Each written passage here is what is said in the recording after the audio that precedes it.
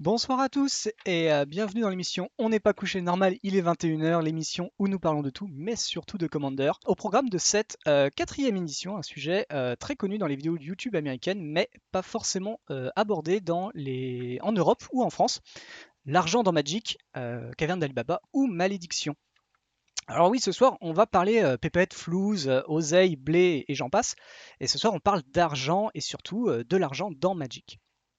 Alors, les plus jeunes d'entre vous me croiront pas, mais à une époque, les cartes, ils valaient pas autant que maintenant, voire même se bradaient dans les classeurs d'échange. Mais qu'est-ce qui a provoqué ce changement?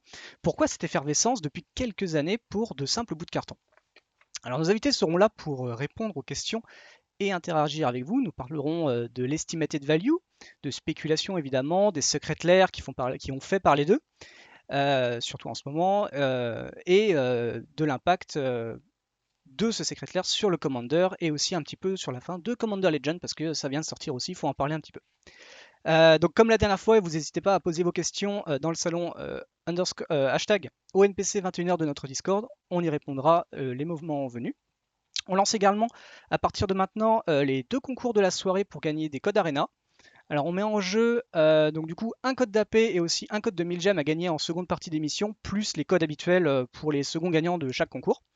Je vais lancer du coup le concours maintenant d'ailleurs. Le premier concours a duré 1 heure, après on fera une petite pause et le second concours partira après la pause. Donc pour participer c'est très simple, il vous suffit de taper exclamation Arena dans le chat pour faire partie du tirage au sort qui aura lieu à 22h et 23h donc pour le second.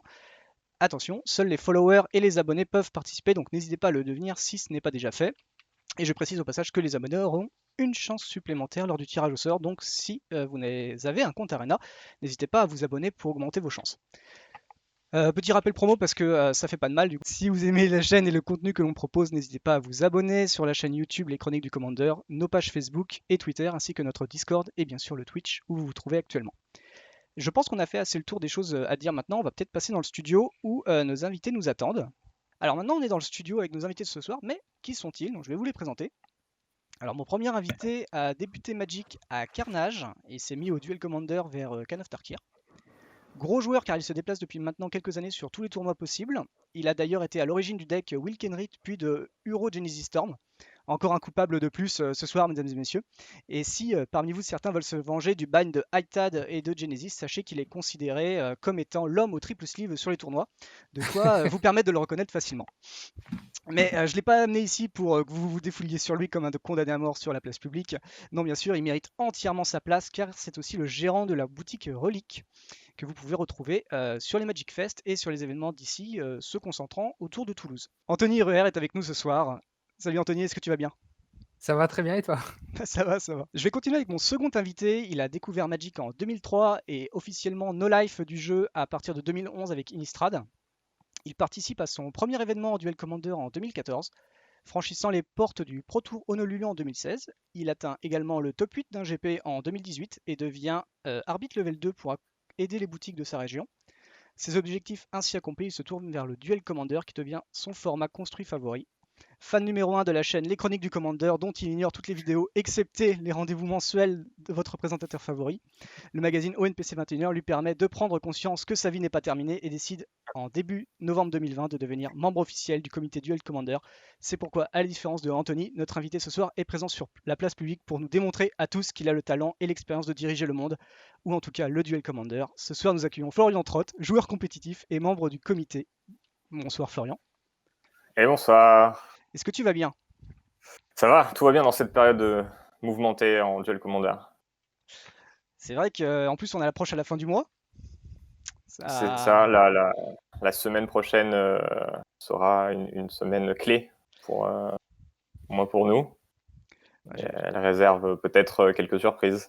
Alors, on va pas trop en parler, on va pas trop en parler ce soir. Mon dernier invité est également une pointure à Magic, joueur professionnel de 2007 à 2009. Il a découvert le Pro Tour à 14 ans et en est devenu champion à 16 ans. Il compte une vingtaine de Pro Tours à son actif et ne compte les GP où il a réussi à se lisser au-delà du top 16.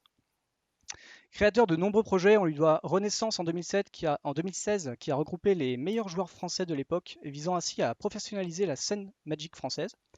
La création de Perf également, qui regroupe en ce nom plusieurs Discords visant à amplifier le potentiel de la génération Arena en leur donnant des outils pour progresser justement. Et enfin MTG Data, un projet visant à accompagner la transition e-sport vers la compréhension mathématique du jeu en leur donnant accès à des données chiffrées, toujours dans ce but de la performance. J'ai le plaisir de recevoir ce soir à notre table Rémi Fortier. Bonsoir Rémi. Bonsoir, la forme? Bah ouais, ça va, et toi? Ouais, la patate pour ce beau sujet, ces beaux sujets qu'on va discuter ce soir. Ouais, bah, je vous remercie en tout cas à vous trois d'avoir accepté mon invitation. Donc du coup, on va passer à la première question. Je remercie à tout le monde d'être là ce soir d'ailleurs, au passage. Merci à vous de suivre l'émission. Et non, Didas, tu n'as pas besoin d'avoir forcément des lunettes pour venir à l'émission. Il faut juste être concerné par le sujet. Alors je vais commencer tout de suite par notre première euh, question. Quand l'argent a-t-il été un problème à Magic? Alors Rémi, tu es celui à la table qui a commencé le plus tôt à Magic, en tout cas dans le milieu professionnel. Est-ce que tu peux nous dire à quel moment une carte a commencé à valoir plus que ce que le net devrait, en fait? À quel moment on a commencé à mettre une certaine valeur sur une carte au-delà de ce qu'elle est finalement? Ça reste du carton avec une impression dessus. Enfin, bon.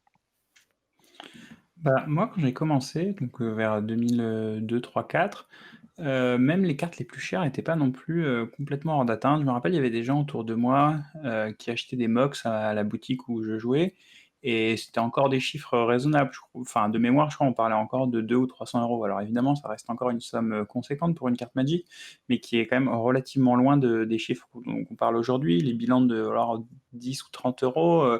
Donc c'était encore accessible relativement facilement. Et si je me tourne un peu, je crois, enfin, le prix des cartes en fait c'est une relation offre-demande en fait. Hein. C'est des objets de rareté et plus elles sont demandées, plus elles valent cher. Et je crois que c'est aussi la démocratisation du Legacy qui a dû pas mal jouer. Alors je me rappelle de ça, ça devait être genre 2005, le premier GP Legacy, je crois, le deal de tête. Et après le commandeur derrière.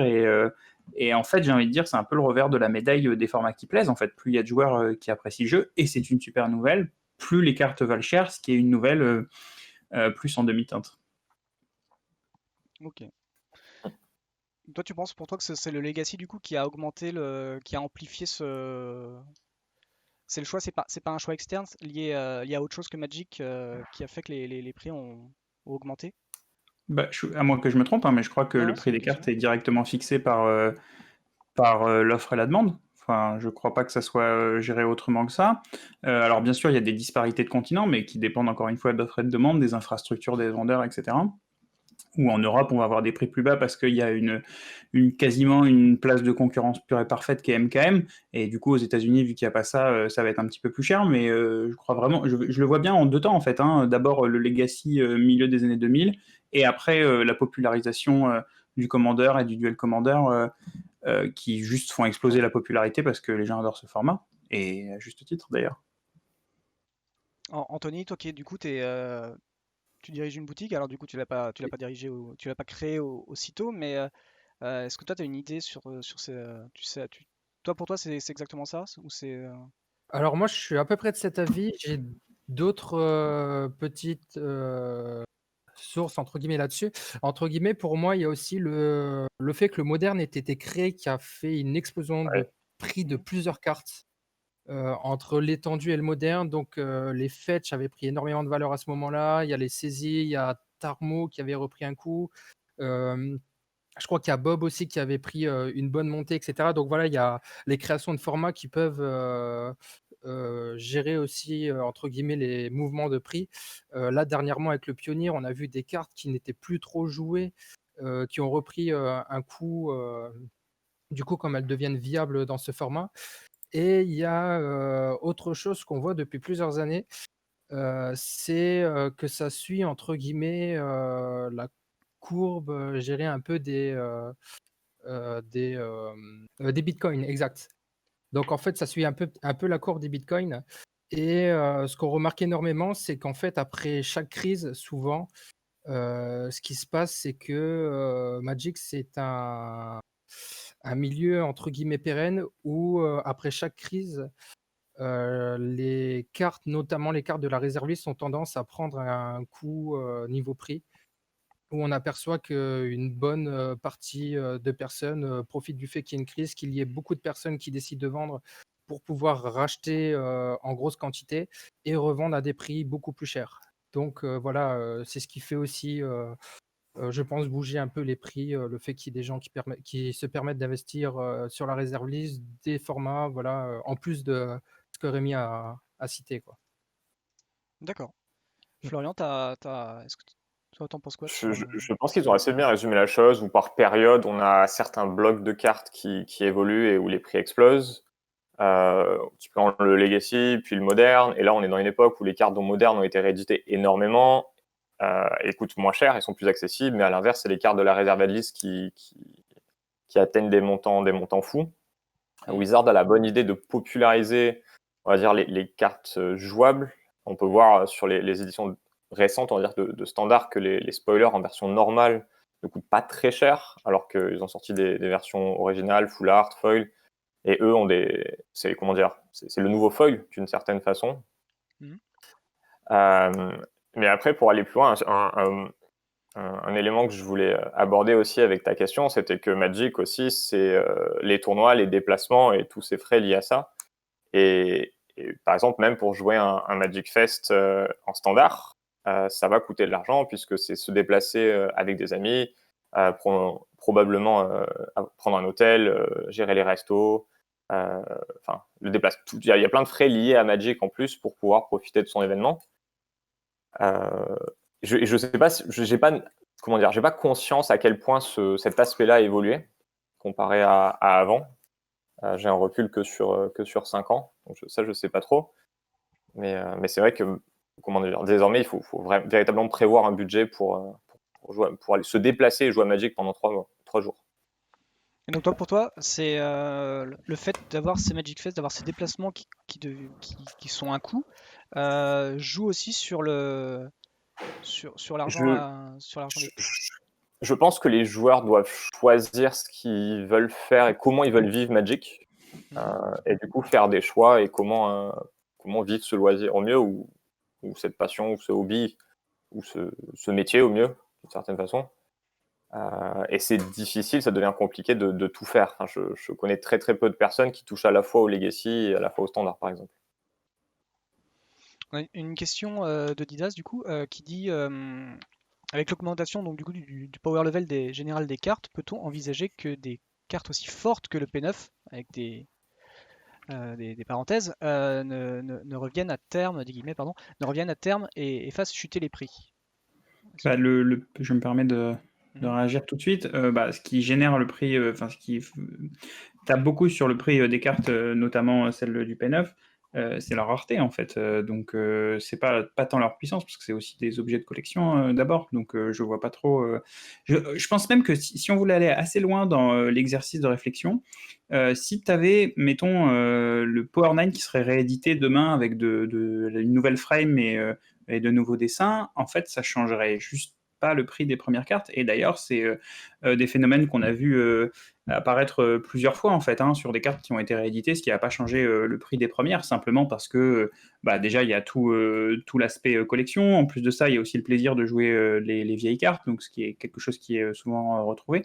Donc je ne crois pas que tu puisses directement influer sur le prix de cartes devenues rares par une édition de nouvelles cartes.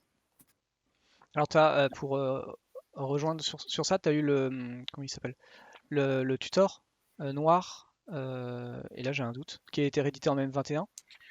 Ouais, Mythique. C'est Ouais, pas Grim réservé. Tutor, merci. Pardon? C'était pas réserve list. Ah non, bah non, parce qu'il y a une clause comme quoi Bien sûr. il se refuse. Mais je crois que le prix est toujours très très haut, mais il a quand même un petit peu baissé par exemple. Il a pas maintenu son prix qui était de 150, 170 euros, je crois qu'il est plutôt aux alentours de 100 euros, il a baissé. Après, il est toujours trop cher par rapport à son prix d'M21, mais Ouais, ouais, bon, je vois que Didas a accepté ma réponse. J'aimerais aussi revenir sur le point que partageait Flo, avec lequel je me reconnais pas mal sur les dépenses à Magic, en fait, pour reprendre la question. Donc, quand l'argent a-t-il été un problème sur Magic? Question qu'on a beaucoup traitée sur l'aspect prix des cartes. Mais c'est vrai que, en tout cas, dans l'expérience compétitive, pour moi, le prix des cartes, c'est quasiment un non-facteur, alors que le prix des billets de train, ça c'est un truc qui joue beaucoup en fait, et ça joue nettement plus le prix des trains, des hôtels, des restaurants, parce qu'on est à l'extérieur, il faut qu'on mange, etc. Et tout ça influe énormément sur ma capacité à faire un Magic, alors que le prix des cartes, bon, on arrive toujours à se débrouiller, quoi. On arrive à les emprunter, à en prêter d'autres aux copains, etc. Et ça va en fait. Il y a globalement un phénomène d'entraide assez marqué dans la communauté des joueurs de Magic. Je vois très très souvent des joueurs se prêter des cartes les uns les autres les matins des tournois, ce qui permet en fait quelque part de collaborer contre le prix des cartes, et qui permet, et puis in fine les cartes sont quand même achetées en fait, donc les boutiques peuvent vivre aussi, donc ce qui est cool, et les joueurs peuvent quand même les jouer les cartes. Donc évidemment sous certaines cartes ça devient un sujet. Par exemple, si demain il fallait jouer un tournoi de vintage, ça serait compliqué de se faire prêter des MOX et tout ça, mais pour la très vaste majorité des tournois ça va à peu près. Ouais, là-dessus, par exemple, on parle du vintage, où il y a eu la question tout à l'heure dans le chat, mais je pense pas vraiment que le vintage existe encore en papier. Et du coup, la grosse limite, ça reste le legacy. Mais ces tournois-là ont déjà tendance à disparaître assez fortement. Alors je crois que le vintage a été remplacé par le 93-94. Enfin, en termes Le old school, le old school, ça n'a pas été remplacé, mais une grosse partie de la communauté préfère jouer justement ce format que le vintage. Bon, il y a un aspect de nouveauté aussi quand même qui est pas sans déplaire. Quand tu joues en format Eternal, avoir un nouveau format qui arrive, c'est quand même quelque chose d'assez rare, quoi.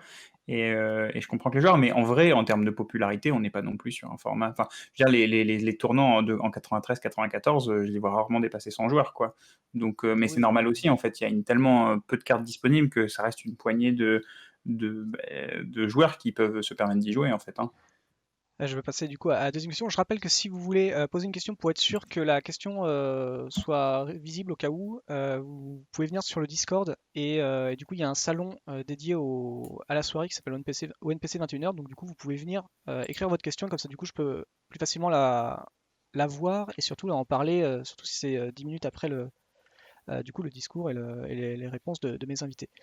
Deuxième question du coup toujours sur ce thème. Du coup, est-ce que pour vous, c'est une bonne ou une mauvaise chose d'avoir des écarts conséquents de prix dans certaines cartes et éditions? Alors, Anthony, toi, tu gères une boutique. Est-ce que ça te paraît logique de voir que certaines cartes cotent plus que d'autres à cause, en fait, du coup, comme on en parlait, justement, là, on a un peu répondu à la question. Enfin, du coup, à cause d'une différence d'extension. On revient sur un peu le Grim Tutor. Voilà, ça vaut toujours une centaine d'euros l'édition de base. La nouvelle vaut une vingtaine d'euros, 25 euros peut-être. Voilà, il y a quand même il y a un écart de 4 fois le prix quand même. Est-ce que c'est logique pour toi? Est-ce que ça te paraît voilà. Alors, ouais. Pour moi, en fait, ce qui va justifier ce prix, ça va être toujours la même question que tout à l'heure, d'offre et de demande. Mhm. Et ce qui se passe, donc moi, je suis joueur de foil japonais et les cartes foil japonaises coûtent plus cher. Et pareil, le fait que ça coûte plus cher, c'est parce qu'il y a une demande auprès d'une certaine partie de la communauté qui souhaite pimper en foil japonais. Là, c'est absolument la même chose. Il y a une partie des joueurs qui veulent pimper en vieux foil. Donc, par exemple, pour Opt, qui a été sur reprint récemment sur sa première édition en foil, je crois qu'elle vaut à peu près 50 euros, un truc comme ça. Donc, voilà, c'est vraiment parce que c'est du vieux foil. Il y a beaucoup de joueurs qui vont préférer jouer la vieille carte, la toute première qui est sortie en foil. Et pour des cartes comme Green Tutor, c'est très spécial parce que c'est donc, il y a les cartes de Portal Three Kingdom et les portails de Première et deuxième édition, ouais. Starter 2000, du coup, qui valent un certain prix parce que le tirage était très limité, notamment le Portal Three Kingdom en anglais. Et il n'y en a pas énormément sur le marché. Ce qui fait que pour tout ce qui est collectionneur ou personnes qui veulent jouer les premières éditions, ça devient des cartes beaucoup plus rares et beaucoup plus intéressantes à posséder que la carte qui se trouve dans le booster actuel qu'on peut avoir chez n'importe qui, que ça soit chez la boutique du coin ou chez les joueurs qui en ont ouvert plein. Donc voilà, ça donne aussi un petit côté rareté par rapport à la carte, quoi. Et du coup, toi, est-ce que ça te semble logique d'avoir cet écart de prix, justement? Ah oui, tout à fait. On va dire que c'est la même logique qu'on peut avoir entre une personne qui va vouloir acheter un Black Lotus Alpha ou un Black Lotus Unlimited. Tu vois, donc l'écart niveau financier est vraiment important, mais tu vas avoir ce même côté entre, c'est pas la première édition, ceux qui veulent vraiment collectionner, avoir la toute première et mettre plus d'argent, et ceux qui veulent avoir une édition plus récente et mettre peut-être moins d'argent dedans. Sur le foil, c'est la même chose. Pourquoi une carte foil est plus chère qu'une carte non foil? C'est vraiment parce qu'il y a des joueurs qui vont vouloir ce genre de carte et la carte en soi est censée être plus rare. Mm. Donc c'est tout à fait normal par rapport à ça, quoi. Florian, Rémi, vous qui êtes du coup joueur pro, c'est moins. Vous en fichez De- finalement un petit peu de l'état, l'important c'est de la jouer. C'est vrai que Rémi a raison. Je pense que les cartes sont assez accessibles pour peu qu'on ait un réseau ou en tout cas des connaissances larges ou moins larges d'ailleurs. Mais j'ai pas de souci vraiment avec ça dans le sens où Wizard maintenant veut rééditer la majorité des cartes et veut que les cartes soient disponibles en volume. Du coup, tant que la carte est disponible pour être jouée et que c'est pas une barrière, ça me va. Après, à titre personnel, je préfère aussi jouer des cartes avec l'ancien foil et me faire plaisir. Mais c'est vrai que c'est pas du tout le même budget. Et je réfléchis beaucoup plus quand je fais une dépense d'une carte qui me coûte le triple ou le quadruple du prix qu'elle pourrait coûter dans un état tout à fait normal. Ouais, clairement, pour ma part, tant que je peux jouer la carte, ça va. En vérité, je possède pas tant de cartes que ça moi-même, donc en général, je prends surtout les cartes qu'on veut bien me prêter. Il se trouve que des fois, elles sont foils d'ailleurs, et c'est assez plaisant, mais j'y mets pas une grande exigence. Après, pour revenir à la question, est-ce que c'est une bonne chose d'avoir des écarts de prix? Bah, j'ai envie de dire, c'est l'ordre du monde qui est comme ça. Le prix des choses dans la vie sont gérés par l'offre et la demande, enfin, à très peu de rares exceptions près. Donc, tu pourrais poser donc la question éthique, en fait, que tu poses. Derrière, bah, en fait, je peux pas ouvrir un peu trop le sujet, hein, mais genre, tu peux poser la même sur l'immobilier et c'est pareil. Donc, une fois qu'on a accepté les règles du monde établies, posons en tout cas cet axiome le temps de cette discussion, bah, ça marche juste d'une manière complètement logique, quoi. Et pour le même bien, si deux personnes la veulent, bah, c'est celui qui paiera le plus cher qui l'aura, quoi, tout simplement. Et ça va régir complètement Magic en entier, globalement. Et le prix des cartes, et donc la spéculation, etc., quoi. Et je vois qu'on me dit coucou dans le chat et j'en profite pour partager le coucou.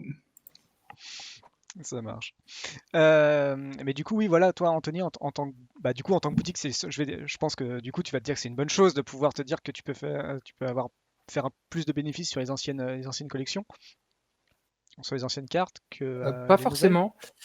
Parce qu'il faut se dire que si la carte coûte plus cher à la base, on va l'acheter forcément plus cher, donc c'est pas forcément plus de bénéfices. C'est Et vrai. du coup, comme il existe une version moins chère, ça devient plus compliqué de la vendre parce qu'une majorité des joueurs vont préférer avoir la carte moins chère que la carte plus chère en soi. Et c'est ce qui se passe en fait, c'est que une carte, elle a plusieurs façons entre guillemets d'être achetée. C'est soit parce que c'est jouable et c'est intéressant, donc il va y avoir une grosse partie des joueurs qui vont vouloir l'acheter, soit parce que c'est simplement de la collection, soit parce que c'est du pimp. Et voilà, dès qu'on se retrouve sur des choses de collection qui sont pas vraiment jouables ou de pimp, ça va réduire vraiment la clientèle et ça va être des choses un petit peu plus dures à vendre. Mais du coup, toi, est-ce que tu as cette peur-là finalement quand tu fais du stock en tant que vendeur? Donc du coup, tu vas acheter par exemple, là, Commander Legends est sorti, il y a Trivisit qui a été réédité. C'est une carte qui valait, du coup, j'ai pas trop regardé les évaluations, mais c'était au moins plus de 20 euros, je crois, C'est sans tromper. 45-50 euros. 45-50 euros pour cette carte-là. Bon, voilà, c'est pas non plus une rare ou une carte qui fait pencher la balance sur une partie drastiquement. Est-ce que toi, par exemple, si si as fait des stocks de cette carte-là, donc t'as mis t'as mis de l'argent pour l'investir, tout ça, et là, Wizard dit, bah en fait, on la réédite. Boum. Donc là, elle vaut, je sais pas, peut-être 1 euro, 2 euros. Est-ce que là, du coup, c'est quand même un peu dur là, parce que autant tu vas avoir les joueurs old school, ceux qui cherchent les vieux formats, bah, ils vont le prendre, mais du coup, les joueurs classiques qui l'auraient pris de toute manière vont se rabattre sur la nouvelle, que tu vas aussi faire du stock de celle-là, donc beaucoup moins cher, mais tu vas aussi faire du stock de celle-là. Donc, Oui. est-ce que du Euh, coup, Ouais, alors ce qui se passe en fait par rapport à ces cartes, c'est que c'est très spécifique parce que ça rentre dans le même cas que Grim Tutor, c'est des cartes de Portal Revisit, c'est des cartes qui n'existaient pas en foil. Et ce qui va se passer, c'est que ça va être réservé vraiment quasiment que aux collectionneurs parce que la carte va valoir plus cher. Par exemple, sur Grim Tutor, donc là, il nous en reste, qu'on n'avait pas vendu, on avait un carré, il nous en restait plus qu'un au moment du reprint. Nous, on est quasiment sûr que celui qui nous reste, on va peut-être pas le vendre tout de suite et il va rester un bon moment en stock parce que la différence entre l'édition Starter et l'édition M21 est vraiment trop importante. Et avant de trouver un collectionneur qui veut vraiment cette carte, voilà, ça va être très compliqué. Donc là, c'est un peu la même chose sur cette carte-là, où Three Visit, ben, tu l'as en première édition. Si elle vaut, je sais pas, 15 ou 20 euros, personne ne va te l'acheter à part un collectionneur. Parce que soit les pimpers vont le préférer en foil, soit ils vont préférer en payer une classique à 1,50 € ou 2 euros. Je ne sais pas exactement c'est quoi le prix actuel. Mais voilà, c'est très compliqué pour ce genre de cartes. Mais après, voilà, sur une majorité des cartes, ce qu'il faut voir, c'est que beaucoup de cartes ont des prix quasiment identiques entre l'ancienne édition et la récente. Donc, je reprends par exemple l'exemple de Opt. Il y a beaucoup de cartes comme ça. Il y a le contre qui était sorti récemment, qui fait gagner 3 points de vie, qui pareil, absorption, qui Oui. valait un prix à peu près égal en fait en vieille édition et en récente. Mais là où ça prend de la valeur, c'est souvent le premier foil. Mm. Et parce que là, on se retrouve dans une situation où des personnes vont vouloir acheter le vieux foil et ça garde quand même le côté pour les collectionneurs, le côté pour les pimpers. Contrairement au fait que là, Three Visit, c'est une carte qui va être très dure à vendre parce que c'est vraiment que pour des collectionneurs de Portal ou de Starter, il y en a très très peu. Donc voilà, c'est des sets très très particuliers. D'accord. Donc toi, pour toi, bonne, mauvaise chose, pas spécialement Euh, d'avis Alors, sur... ça dépend comment on voit les choses. Si on en a en stock, très mauvaise chose parce que théoriquement, on perd de l'argent. C'est ça. Pour les joueurs, c'est très intéressant. C'était des cartes qui étaient très compliquées à se fournir. Autant pour Grim Tutor, c'est pas vraiment joué, c'est pas très fort parce que les formats dans lesquels on peut la jouer, on a d'autres cartes plus fortes qui sont accessibles. Autant pour Stray Visit, c'est une carte très intéressante et très forte. Et voilà, c'est très bien de l'avoir de retour. Mais voilà, ça dépend en fait dans quelle vision on se place par rapport à ces cartes, quoi. Donc là, du coup, on va quitter un petit peu le old school. On va parler plutôt de quelque chose de récent. Quand une extension sort, il y a l'EV, l'estimated value, qui est calculé par plein de gens dans le monde. Donc, est-ce que cette EV est important est-ce que c'est important? Est-ce que vous pensez que c'est important? Est-ce que vous spéculez un petit peu sur les cartes? Rémi, Florian, bon, vous êtes des joueurs compétitifs. Comment ça se passe quand une extension sort pour vous? Euh, Est-ce que vous, justement, vous regardez ce genre de choses? Vous essayez de faire du stock? De les prendre avant que ça vienne plus cher, même si bon voilà, vous dites que vous les faites emprunter, mais c'est quand même bien d'avoir un petit stock chez soi aussi pour pouvoir jouer. Moi, que les cartes soient Vas-y, nouvelles ou Rémi. pas, c'est pareil. Je me les fais prêter de la même manière. Je m'en fais pas de Mhm. stock du tout. Voire à la limite, je m'achète les communes que je rejoue souvent dans les vieilles éditions. Par exemple, j'ai 4 Opt Invasion. Voilà, ça c'est à peu près l'étendue de ma collection. D'accord. Mais hormis cette gourmandise, sur les questions de spéculation, donc levé, donc levé, c'est un outil qui cherche à calculer quelle est notre espérance de gain sur quelque chose. Donc, c'est pas lever d'une édition dans l'absolu, c'est lever par rapport à quelque chose qu'on va ouvrir. Par exemple, on va parler de lever d'un booster.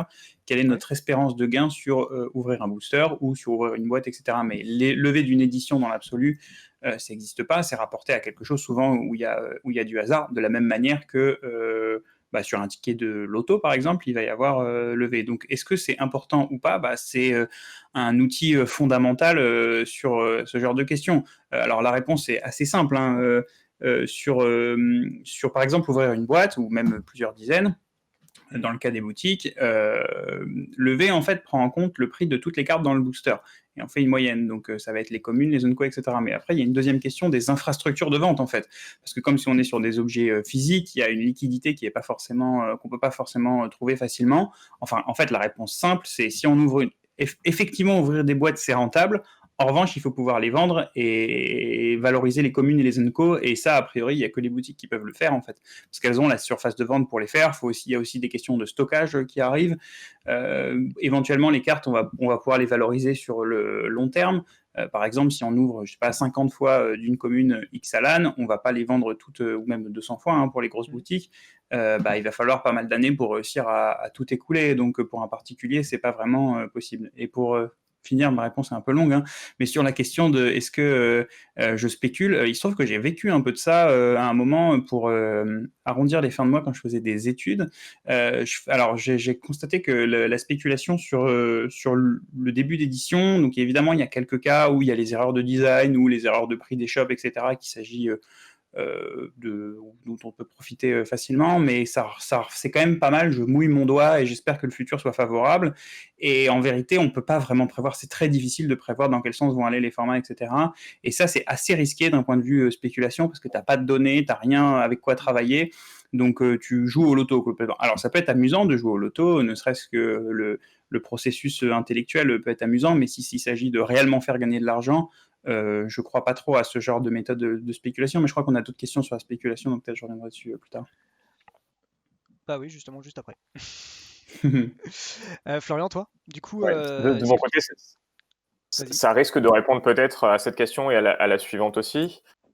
Je suis pas très rigolo, je n'ouvre pas de booster et comme le mentionnait Anthony tout à l'heure, je suis absolument convaincu qu'ouvrir une boîte, c'est pas une très très bonne idée. Je me fais prêter énormément de cartes, en tout cas pour les derniers formats, et j'achète que les cartes qui me font plaisir en foil, en version la plus rare possible pour le Duel Commander, et quelques cartes sur les formats Eternal que je sais que je vais jouer.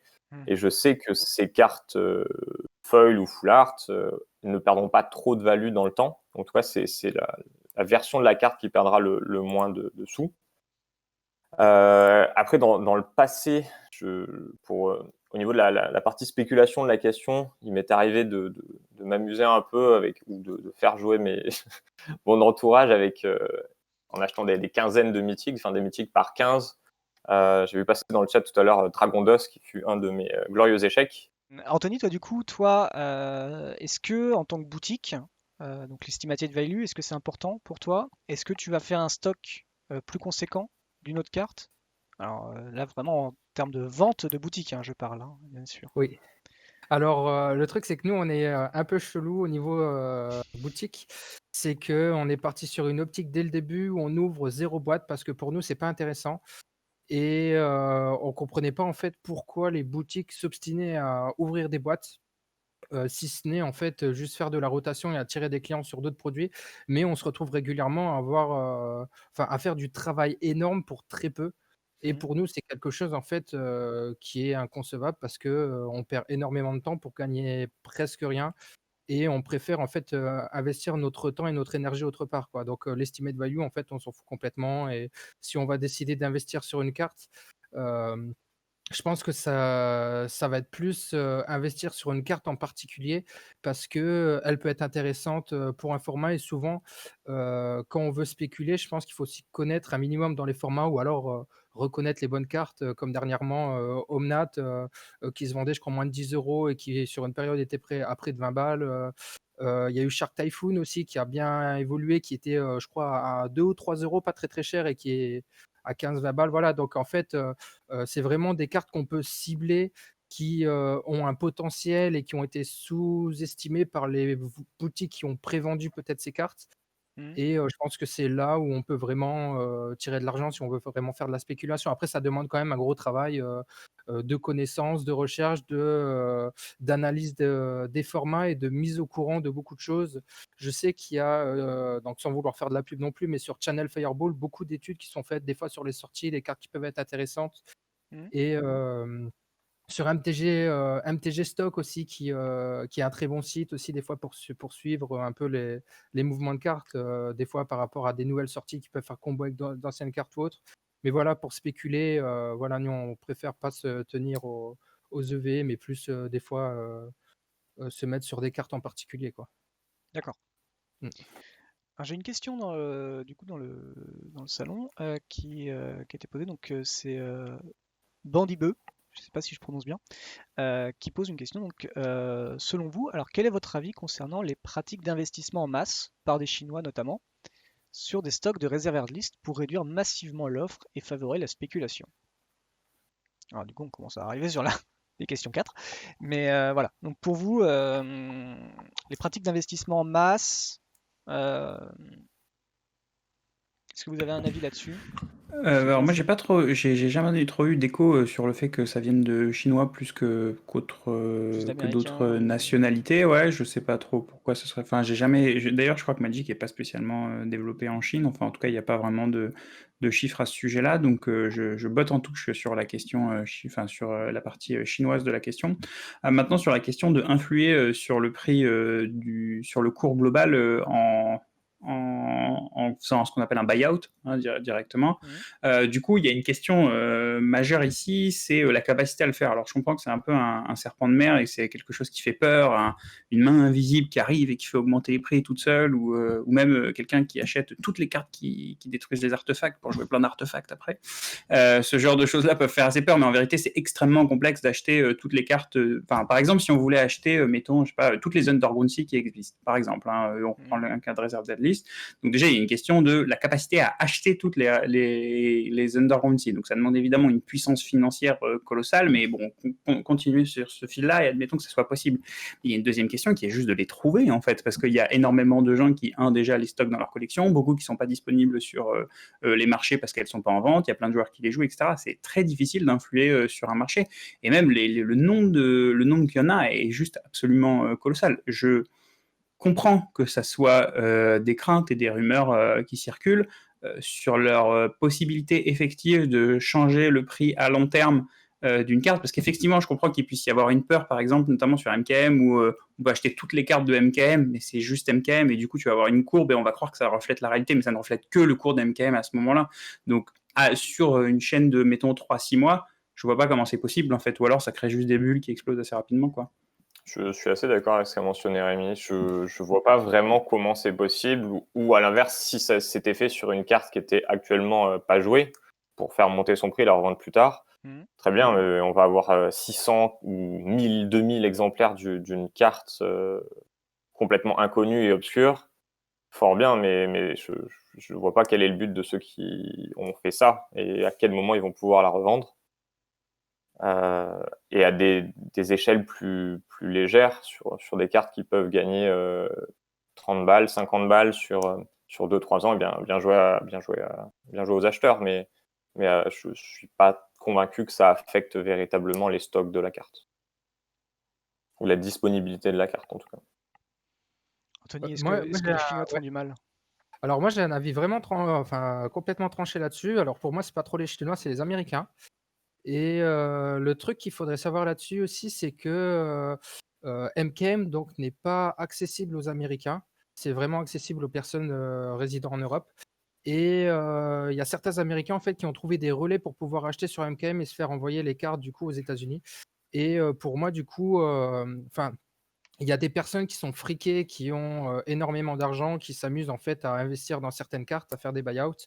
Et c'est des groupes d'individus selon moi. C'est pas qu'une seule personne, c'est plusieurs personnes qui ont de l'argent, qui décident de l'investir dans Magic. Et en fait, ce qui se passe, c'est que même s'il y a des cartes présentes dans des collections qui sont pas forcément disponibles en vente, le fait de faire un buyout sur une carte auprès de toutes les boutiques stop net en fait l'offre de la carte, parce que les cartes qui sont dans les collections qui ne sont pas en vente forcément ne sont pas comptées comme offre. Et la personne ou les personnes qui ont décidé d'acheter ces cartes se retrouvent en fait à être quasiment eux seuls les seuls en fait à proposer cette offre et à pouvoir choisir un prix plus élevé que l'offre de base. Et il y a un effet aussi de boule de neige quand des personnes voient en fait que certaines cartes se font buy-out. Donc soit en se faisant buy-out leurs cartes, soit par rapport aux données MKM ou alors sur MTG Stock, décident aussi de profiter de cette hype pour buy-out d'autres cartes. Donc là, en fait, récemment, il y a eu une grosse vague sur la reserve list. Et donc, selon moi, tout est parti d'Allosaurus Shepherd, qui a eu une grosse spéculation du coup avec le Legacy qui rendait Elf potable en fait en Legacy. Donc Gaia Cradle a explosé en prix. Et nous, on l'a clairement vu auprès de la boutique. Donc Gaia Cradle est parti. Et dès le lendemain, il y a des gens qui ont commencé à spéculer en se disant oula, la réserve list commence à exploser parce que Gaia Cradle a doublé de prix. Mox a pris de la valeur, LED a pris de la valeur, enfin Mox Diamant. Tous les autres, donc les Gaia Cradle, le blanc, le bleu, ont pris de la valeur. Voilà, donc plusieurs cartes ont suivi. Et ça a été un peu un effet boule de neige où des gars ont un peu suivi le buyout du Gaia Cradle suite à ça, quoi. Benny, tu as ta réponse, je pense. Est-ce que vous, ça vous arrive d'acheter plein de cartes identiques pour espérer en tirer gros pour de la spéculation, évolution du marché américain, du coup, comme tu disais, Anthony, ou est-ce que vous le faites voilà, au feeling qu'est-ce qui vous guide en fait? Est-ce que c'est l'évolution du marché américain ou est-ce que vous le faites au feeling? On en parle du coup, on en parle jamais, mais bon, Florian t'en a parlé quand même, c'est que il y a MTGO qui existe, qui est Voilà, vraiment. moi, Ouais, dis-moi. je touche absolument pas au physique pour la spéculation, ou vraiment, enfin, c'est vraiment des gouttes d'eau dans l'océan de ce que je peux faire là-dedans. Par contre, je trouve qu'MTGO, c'est beaucoup plus pratique pour ça. C'est beaucoup moins chronophage. Ça demande tout de même du temps pour étudier le marché, enfin, en tout cas, se renseigner sur et estimer comment ça va pouvoir évoluer. Je pense par exemple, MTGO, c'est quand même un endroit où on peut acheter 200 cartes à 2 centimes pièce et 3 mois plus tard les revendre à 70 centimes. Et à partir de là, on a quand même ressorti un billet sympathique et on n'a fait absolument aucun effort. Et à l'inverse, avec des coups bien placés, tout à l'heure j'ai mentionné Stoneforge Mystique, j'ai aussi 150 Splinter Twin, par exemple, qui attendent sur MTGO, qui attendent de revoir le jour, où je les ai achetés il y a peut-être 3 ans à 40 ou 30 centimes pièce. Il suffit que ça soit des bannes et pendant 2 jours, ça sera à 5 balles ou 6 balles. Et à partir de là, Donc là, ça c'est un achat que tu as fait au mon feeling. temps sera largement rentabilisé. Non, c'est plutôt réfléchi. Enfin, j'avais ciblé les cartes qui pouvaient être éventuellement débannies ou qui pouvaient justement bouger comment dire, qui pouvaient être rééditées. Enfin, il faut que sur l'ensemble, un peu comme Anthony avec sa boutique, il faut que sur l'ensemble on ressorte en positif et on tape un peu partout des choses plus sûres, des choses moins sûres. À des moments, j'achète des cartes et dès qu'elles prennent $2 ou $3, je les revends immédiatement pour assurer un gain, quitte à ce que ça remonte. Et il y a aussi un système au MTGO, ça fluctue quand même énormément, où il y a des staples, donc des cartes extrêmement jouées en Legacy ou en mode plutôt en Legacy, on va dire, qui peuvent fluctuer entre 15 et $30. Et ces courbes reviennent tout le temps, et c'est que des sinusoïdales, donc à un moment ça monte à 30, ça va redescendre à 20, ou ça redescend à 15. Si on les rachète à 15, on a juste à attendre un peu, puis on les revend à 22, après ça remonte, on attend l'année d'après on les rachète à 15 et on peut se faire un petit peu d'argent dedans. Mais effectivement, ça demande, malgré tout, avec des cartes de ce tarif-là, ça demande une puissance financière assez élevée. Donc je le fais plutôt sur des cartes à moins de 10 €, enfin $10.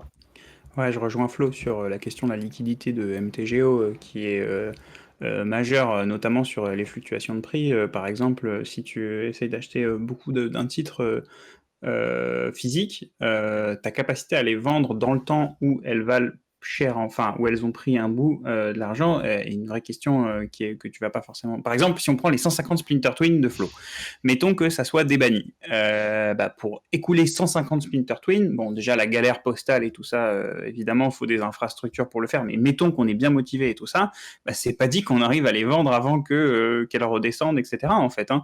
Alors que sur MTGO, c'est juste instantané, quoi, tout simplement. Et ça marche comme la bourse. Littéralement, c'est MTGO, c'est une place de marché non régulée, en fait, hein, où il n'y a pas de loi, c'est la loi de la jungle, etc. Donc pour faire de la spéculation, je pense c'est encore le mieux. Après, pour répondre à la question du feeling, je crois vraiment que la spéculation au feeling, ça marche pas trop. Enfin, c'est pas ce qui est souhaitable, et, spécialement sur le long terme, parce qu'on peut se tromper déjà. Quand je dis feeling, je parle aussi parce que vous êtes quand même des gros joueurs, vous avez l'expérience du jeu, vous savez à peu près d'avance si une carte elle est ridicule ou pas. Je pense par exemple à une époque, il y a eu Zendikar 2.0 qui sort. Ils sortent une carte, c'est une 2-2 ou une étoile pour 3, dont 2 verts, qui fait que ça arrive avec X compteurs. Si ça prend des blessures, ça prend des compteurs. Enfin, bref, la carte, en plus, elle est mythique. Elle est vendue par tous les pro players américains comme étant une carte de ouf. Et du coup, elle vaut 10 balles, par exemple. Mais plein de gros joueurs savent que en fait, c'est de la boue. Et que maintenant, je suis sûr, ça se trouve du coup sur MKM peut-être à 30 centimes, tu vois, par exemple. Et donc, du coup, tu vois, tu sais, si tu veux faire un. Là, c'est l'expérience du feeling. Là, je fais rentrer le feeling, par exemple. Tu vois, Tout à l'heure, Rémi l'a mentionné et il évoquait un caractère quand même imprévisible de l'évolution des prix. Et même avec de l'expérience, parfois, on ne sait pas ce qui va se passer. Ouais, il y a des bonnes cartes qui sont pas jouées et des cartes qui ont l'air médiocres qui sont très jouées. L'évolution des formats vont dans des chemins parfois inattendus quand même. Donc sur ça, je suis pas très, enfin, je suis pas très chaud pour faire de la spéculation au feeling. En revanche, je suis plus chaud pour faire une diversification des titres en fait.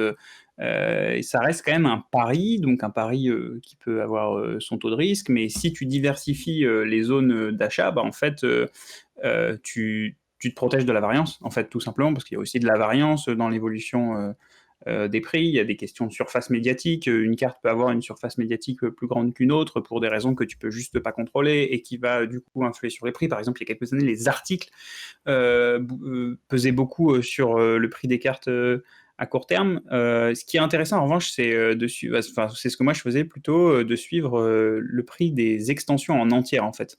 La courbe Les courbes des extensions en fait suivent à peu près le même trajet un peu tout le temps. Donc elles valent très cher à leur ouverture parce qu'il y a beaucoup de gens qui les veulent et très peu de gens qui en ont. Ensuite, elles sont très draftées jusqu'à ce qu'on arrive à une saturation de la demande. Donc là, c'est le all-time low de l'extension. Et ensuite, l'extension fait que remonter jusqu'à sa sortie du standard parce qu'elle est juste plus draftée. Et en fait, si tu l'achètes au all-time low et que tu la revends plus tard, en fait, elle a mécaniquement augmenté. Tu achètes toutes les cartes de l'édition. Comme ça, il n'y a pas de sujet de j'ai misé sur la verte étoile, etc. Non, ça monte forcément. Après, il y a une autre question aussi qui est intéressante, c'est la question du temps, parce que chaque euro qui est investi, en fait, est-ce que tu pourrais pas faire mieux dans ce temps-là? Donc, c'est vraiment que des questions très complexes de finance. Donc, voilà, je ne conseillerais pas trop d'aller la fleur au fusil sur la spéculation. Donc, plutôt regarder l'évolution du marché américain. Alors le marché américain, ça c'est pour le physique, hein, c'est pas MTGO, mais même d'une manière générale, c'est des sujets qui s'étudient en fait. Hein. Flo en parlait avant, hein, il disait qu'une grosse partie de son temps c'était pas sur le clic, mais plutôt sur l'étude. Enfin, c'est ce que j'ai cru comprendre. Et oui, effectivement, après on peut aussi le prendre comme un jeu et comme un problème à étudier, hein, ce qui peut être intéressant et c'est un terrain de jeu sympathique. Mais voilà, le feeling, clairement, ça fait perdre de l'argent. Hein. Enfin, et malgré ça, j'ai appelé ça spéculation, mais ça ramène quand même des sommes d'un montant assez ridicule qui repartent dans le jeu. Donc c'est juste pour rendre un MTGO gratuit. Et ça me semble complexe d'en faire un véritable business, à moins d'avoir une puissance colossale. Pas tant que ça, Flo. Il y a je connais pas mal de gens qui en vivent directement de la spéculation sur MTGO depuis pas mal d'années. Ouais, encore maintenant, ouais.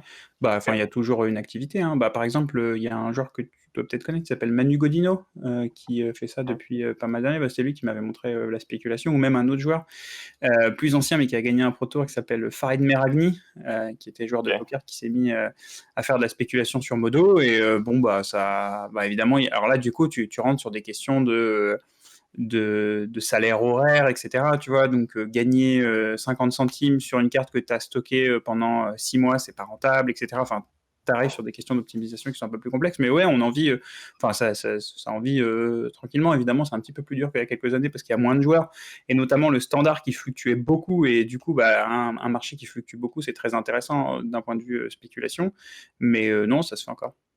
Alors moi, je spéculais avant. Ouais. Je me basais beaucoup donc sur le site MTG Stock, qui en fait, le truc qu'il faut voir en fait, c'est que si on veut spéculer, il faut se poser les questions du coup entre guillemets de gain horaire. Et à côté, on a tous une vie qu'on partage entre d'autres choses, la famille, les loisirs, Magic, etc. Et à partir du moment où ça commence à nous prendre beaucoup de temps pour pas grand-chose, est-ce que c'est vraiment intéressant? Et moi, j'étais parti sur un moment à me baser un peu plus sur MTG stock pour du physique, du fait que c'était les mouvements de prix aux États-Unis et ils apparaissaient souvent en amont par rapport à MKM. Ce qui permettait du coup, de temps en temps sur certaines cartes, donc faut pas tout acheter non plus à l'aveugle parce qu'il y a des cartes qui bougent par rapport, au commandeur multiplayer ou autre qui est beaucoup moins visible sur MKM, mais beaucoup plus aux États-Unis. Mais certaines cartes qui peuvent bouger, par exemple, grâce à des nouvelles combos qui peuvent apparaître avec des nouvelles cartes ou autres, qui peuvent être intéressantes sans forcément s'intéresser aux nouvelles cartes, sans forcément s'intéresser, au format dans lequel c'est joué. En fait, on voit la hype, de la carte vendue aux États-Unis et on peut, du coup spéculer assez facilement sur des cartes comme ça. Après, c'est sûr que, voilà, comme le disait Florian, MTGO, c'est beaucoup plus simple parce que, voilà, nous, on s'en rend compte en tant que boutique que c'est des choses qu'on fait plus vraiment parce qu'il y a toute la contrainte, de travail, de frais de port déjà à l'achat, de préparation de courrier et cetera pour, pas forcément grand chose et on préfère optimiser notre temps dans d'autres choses, quoi. Mmh. Mmh. Je vais revenir juste sur MTGO du coup, donc sur la plateforme où du coup, donc, comme vous disiez, il peut y avoir des grands échanges d'achat et de vente. Est-ce que vous trouvez que MTGO a un impact sur le format papier financièrement? Est-ce que vous pensez que la plateforme en fait influe les tarifs des cartes? D'un point de vue information, a priori ça y contribue, mais ça c'est côté tournoi. Les mouvements achat-vente de MTGO influent pas sur le prix des cartes papier a priori, puisque c'est pas les mêmes titres en fait. Un Black Lotus digital, c'est pas la même carte qu'un Black Lotus papier. En revanche, sur MTGO, il y a des tournois qui du coup influent sur les prix de par les cartes qui gagnent et d'autres qui perdent, quoi. Mais c'est seulement par ce biais-là, à mon avis. Oui, je suis assez d'accord avec ça et j'aurais même tendance à dire hors période de confinement, peut-être un peu moins.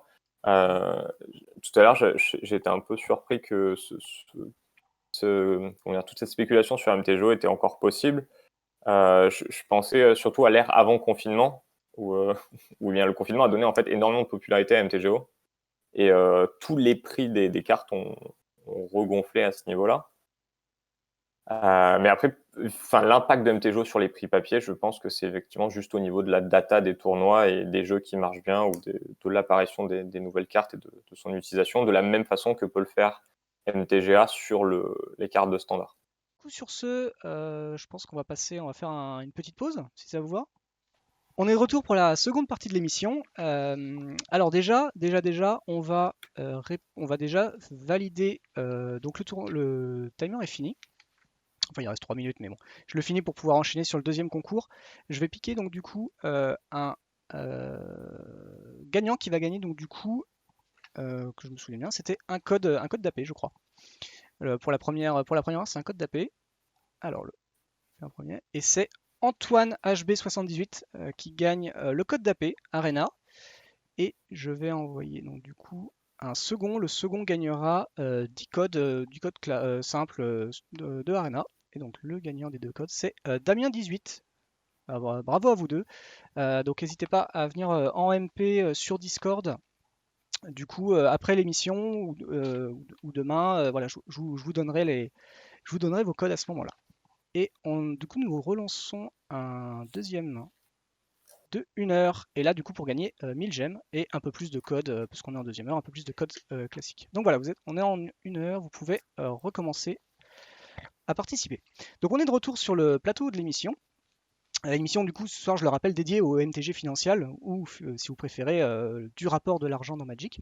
Ce soir, nous sommes en compagnie, du coup, de Anthony, propriétaire de la boutique Relique à Toulouse, de Rémi Fortier, ancien pro player, fondateur et de Renaissance et Perf, et plus récemment encore donc de MTG Data, ainsi que de Florian Trott, pro player, joueur de DC, membre de Areruya Hop et nouveau membre du comité DC. Alors on va aborder donc du coup la seconde partie de l'émission, donc plutôt axée sur toi Florian, il faut le dire, car tu as rejoint le comité le début du mois dernier.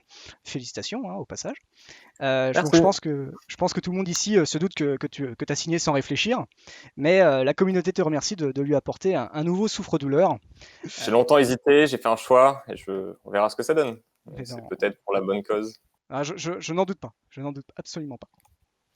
On va donc aborder le sujet de l'argent au niveau du Commander et du Duel Commander avec du coup ma cinquième question.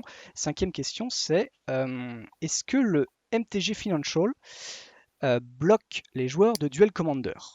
Est-ce que alors est-ce qu'il y a plus de joueurs en ce moment qu'avant en 2012, année où Wizard s'est intéressé au format Commander?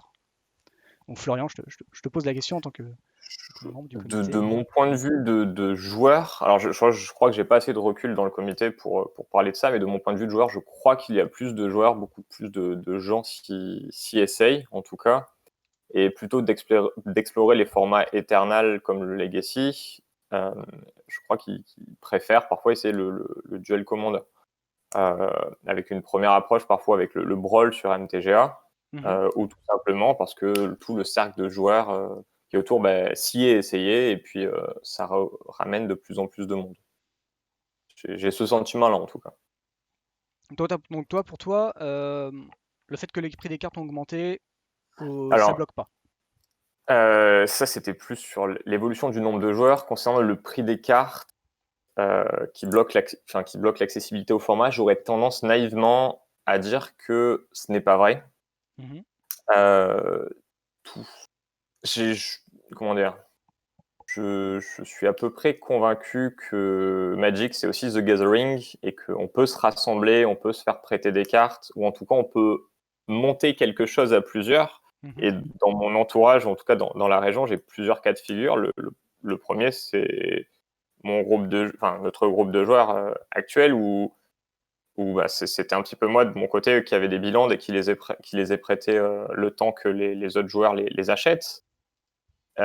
Et du coup, ils ont pu avoir le temps nécessaire pour monter leur jeu. Et à l'inverse, il y a une autre communauté pas très loin, où à l'inverse, là, les joueurs se sont rassemblés pour pouvoir acheter d'une certaine façon le format et se prêter les cartes. Donc ça implique qu'ils ne jouent pas des jeux avec des cartes similaires, mais ils ont à peu près accès à tout. Dans tous les cas, ça demande effectivement des investissements sur plusieurs mois ou sur plusieurs années. Et je pense qu'avec des achats raisonnés, c'est possible. Typiquement, je pense pas que acheter une Mersuit, je pense qu'acheter une Mersuit d'un coup, c'est compliqué, c'est pénible parce que ça coûte 300 balles. À l'inverse, si on se dit je vais mettre au décès et il me faudra une Mersuit, on peut essayer de prévisualiser cet achat, et plutôt que d'acheter des produits scellés, se dire bien tous les mois je mets 30 € de côté ou 40 € de côté, et puis à la fin de l'année, j'aurai ma Mersuit pour l'année suivante, par exemple. Anthony, toi, du coup, en tant que vendeur, est-ce que tu penses est-ce que ça bloque? Du coup, toi, tu le vois vraiment sur les impacts de ta boutique, puisque tu es plutôt spécialisé du coup en achat de vente à l'unité, donc du coup, ça va plutôt concerner les tournois et tout ça, donc du coup, les joueurs aussi de duel qui font du tournoi. Alors, ouais, pour moi, donc, j'ai pas vraiment ce sentiment que ça bloque. Donc, le côté prêt de cartes est très poussé, notamment sur le Commander, parce qu'on a accès à toutes les cartes et beaucoup de joueurs n'ont pas forcément les anciennes cartes. Donc, se les font prêter souvent en attendant.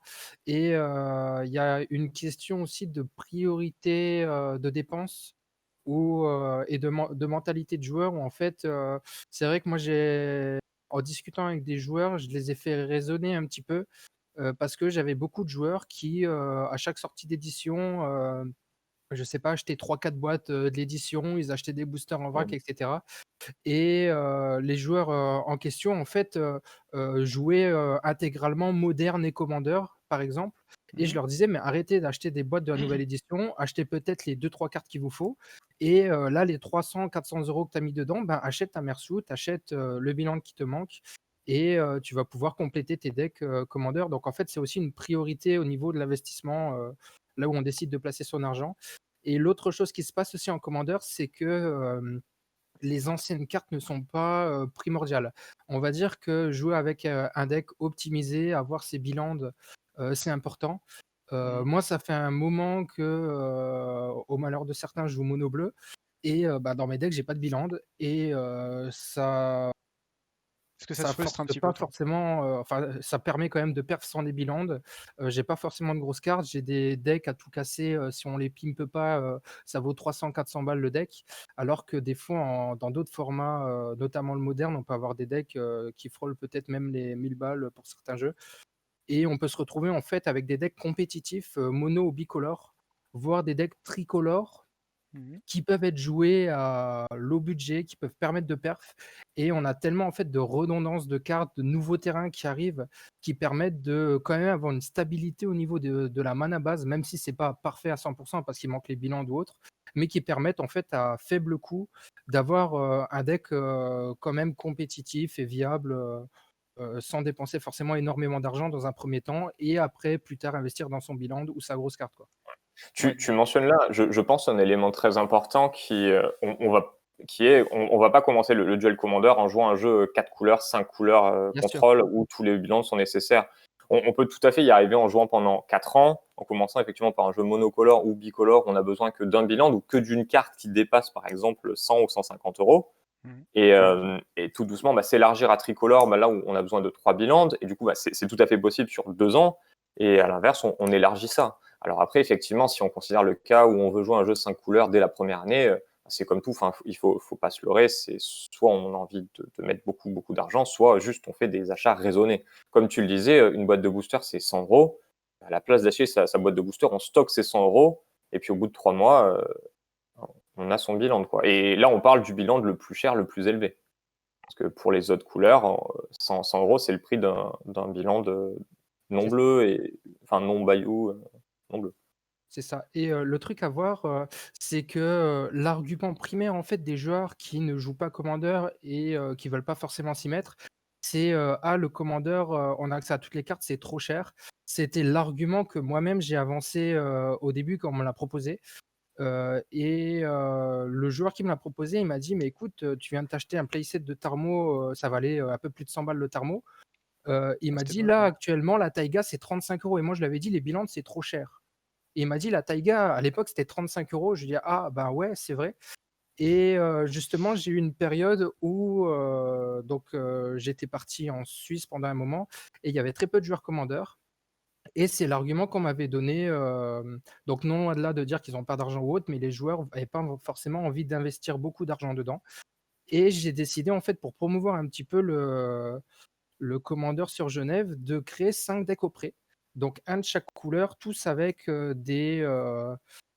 façons de jouer différentes, donc un deck aggro, un deck contrôle, un deck un peu plus mid-range. J'avais fait un Iname, un Karizev, j'avais un Teferi, et cetera et j'avais fait, donc 5 monocouleurs, avec un budget, très bas. Donc j'avais certaines cartes qui étaient pas dedans, donc j'avais pas de City of Traitor dans mon Iname ou autre, que je Mmh. prêtais aux joueurs pour leur montrer en gros, «Les gars, vous pouvez jouer Commander. Là, les decks là font 100-150 €, ça coûte beaucoup moins cher que votre deck et vous pouvez venir jouer sur les petites FNM qu'on fait ou les tournois qu'on fait et vos decks peuvent être compétitifs pour gagner». Ça peut gagner, donc c'est j'avais pris que des decks qui avaient perfait sur des tournois. J'avais pris un Isamaru, j'avais pris voilà Iname, Teferi, et cetera. Que des decks qui avaient perfait ou qui perfaient régulièrement et les joueurs franchement, ont changé d'avis sur ce point de vue et je pense que c'est juste une question de point de vue du format, point de vue des cartes et de façon dont on investit en fait, notre argent, quoi. Alors du coup pour, toi, Rémi, donc du coup j'ai une question, additionnelle, c'est est-ce que tu as déjà touché à un format où il y avait qu'une carte différente dans le paquet? Bien sûr, j'ai déjà joué en duel commander, j'ai pas mal joué même en duel commander. Je me rappelle notamment du tout début du format, quand ça commençait à en parler, même avant qu'il y ait une banlist en fait. On s'était amusé avec Louis Deltour à essayer de créer plein de decks craqués, c'était assez amusant. Bon, très vite après, il y a eu une banlist. Ça Et l'était moins? voilà, et ça l'était moins, mais en tout cas, l'exercice était assez intéressant d'un point de vue deck building. Voilà, tu as accès à tout, sauf que c'est du singleton et pas un commandeur. Comment tu fais pour tuer tour à toutes les parties? Bon, on était aussi, c'était marrant. Mais après, il y a eu. J'ai pas mal joué, notamment via Noam Maubert, en fait, qui a Mmh. souvent des jeux de commandeur sur lui. Et notamment quand il venait sur des grands prix standards, limités, tout ça, et on faisait des parties de commandeur avec ces jeux, et je trouvais ça assez amusant, assez rafraîchissant. C'est plutôt cool, donc j'ai toujours regardé un œil intéressé sur le format, mais sans vraiment aller jusqu'à le jouer IRL. Par contre, sur MTGO, je l'ai pas mal joué. Ouais, J'ai quand ça notamment avait pas mal fait, joué. J'avais notamment pas mal joué Barral, que j'aimais bien, et même j'aimais bien Click aussi, plutôt avant. Enfin voilà, donc je joue un peu en commandeur, et pour répondre à la question, est-ce que l'argent bloque les joueurs? Bah forcément, ça reste une contrainte, l'accessibilité des cartes. Maintenant, bah voilà, comme pour tous les autres formats, on s'organise, voilà, donc c'est possible de faire tous les aspects économie, bien dépenser son argent, tout ça, ou les aspects communautaires, se faire prêter des cartes, ou les aspects bah, un petit peu de limite, on joue pas toutes les couleurs, etc. Bon, enfin, on s'arrange, quoi, mais c'est toujours pareil. Quand il y a un objet qu'on veut et qu'on peut pas acheter, quoi, on s'arrange. Ok. Je vais revenir un petit peu sur une question que Victor sur le Discord du coup a posée. Aucun rapport sur le DC. Quel est votre avis, vous, sur la spéculation des cartes japonaises? Pourquoi les cartes font x2 ou x3 sur MKM? Je pense qu'on peut aussi parler de russes aussi, de cartes russes, peut-être un petit peu moins cher que le Jap, mais ça revient un peu pareil, c'est une carte exotique. Voilà, c'est quoi votre avis là-dessus? Bah, pour En... ma... Vas-y, vas-y. Ouais, bah, pour Tony. ma part, le même que les autres, hein, offre-demande. Donc le russe, c'est une édition qui est pas très ouverte. Donc vu que les foils aussi sont encore plus rares, du coup elles valent encore plus cher, etc. Et vu que les jeux... Bah, alors pour le russe, c'est surtout parce que c'est... tu me diras hein, si je me trompe, hein, mais je parle évidemment sous le contrôle d'une boutique, enfin d'un vendeur, d'un gérant de boutique, mais le russe, c'est surtout que c'est très peu ouvert, et à l'inverse, le japonais, c'est surtout que ça plaît beaucoup. Alors évidemment, c'est circonscrit à l'Europe. Le japonais, c'est pas spécialement exotique au Japon, par exemple. Et d'ailleurs, sur ça, la petite anecdote, c'est qu'au Japon, c'est d'autres langues du coup qui sont exotiques pour eux, en fait, concrètement. Et je me rappelle à l'époque, j'ai un Pro Tour en tête, je sais plus, c'était fin des années 2000, où en fait, bah, tu venais avec tes cartes françaises et tu pouvais les échanger contre des cartes japonaises, quoi. Et pour eux, le français, c'était très exotique, et pour nous, japonais aussi, et du coup, c'était échange de bons procédés, quoi. Donc voilà, je pense que je sais pas si c'est aussi marqué que ça, par exemple, sur les cartes en français au Japon, parce que sur le japonais, c'est aussi exotique aux États-Unis, et du coup, bah, vu que c'est un marché bien plus grand, ça pèse aussi. Mais voilà, on est pareil sur des questions offre-demande, rareté, exotisme, etc., quoi. Anthony, est-ce que toi tu contactes Hareruya pour lui proposer des cartes foil françaises tu fais des échanges? Alors du tout, donc moi, enfin actuellement, toutes les fois où je vais au Japon et que j'essaie de traiter avec des Japonais, la culture japonaise est très spéciale, et c'est vrai que souvent le retour que j'ai eu, c'est que ça soit par les boutiques ou par les joueurs, en tout cas sur les dernières années où j'y suis allé, ça a été plus quelque chose ah bah nous on veut soit du japonais, soit de l'anglais, parce que nos adversaires ne peuvent pas trop lire la carte, donc par respect pour lui, on préfère qu'il puisse lire la carte, qu'on n'ait pas de soucis. Et donc, c'est plus le ressenti que j'ai eu par rapport aux cartes françaises. Et les boutiques, en fait, clairement, les boutiques pro là-bas, le premier truc qui se passe, c'est ta carte est française, déjà le prix est divisé par deux. Et ensuite, on applique dessus notre prix de rachat, notre prix, voilà. Donc, actuellement, c'est plus comme ça. Par rapport aux Japonais, donc ce qui se passe, c'est que c'est pareil, une question d'offre et de demande. Le japonais est forcément tiré plus pour le Japon. Et c'est quelque chose qui se trouve en quantité au Japon, mais qui ne se trouve très peu à l'étranger. Enfin, à l'étranger par rapport au Japon. Hors Et Asie, quoi. voilà. Et du coup, ce qui se passe, c'est que les gens qui veulent du japonais, c'est plus compliqué à avoir, plus compliqué à trouver. Il y en a moins sur le marché, donc moins d'offres pour compléter cette demande, donc forcément un prix plus élevé.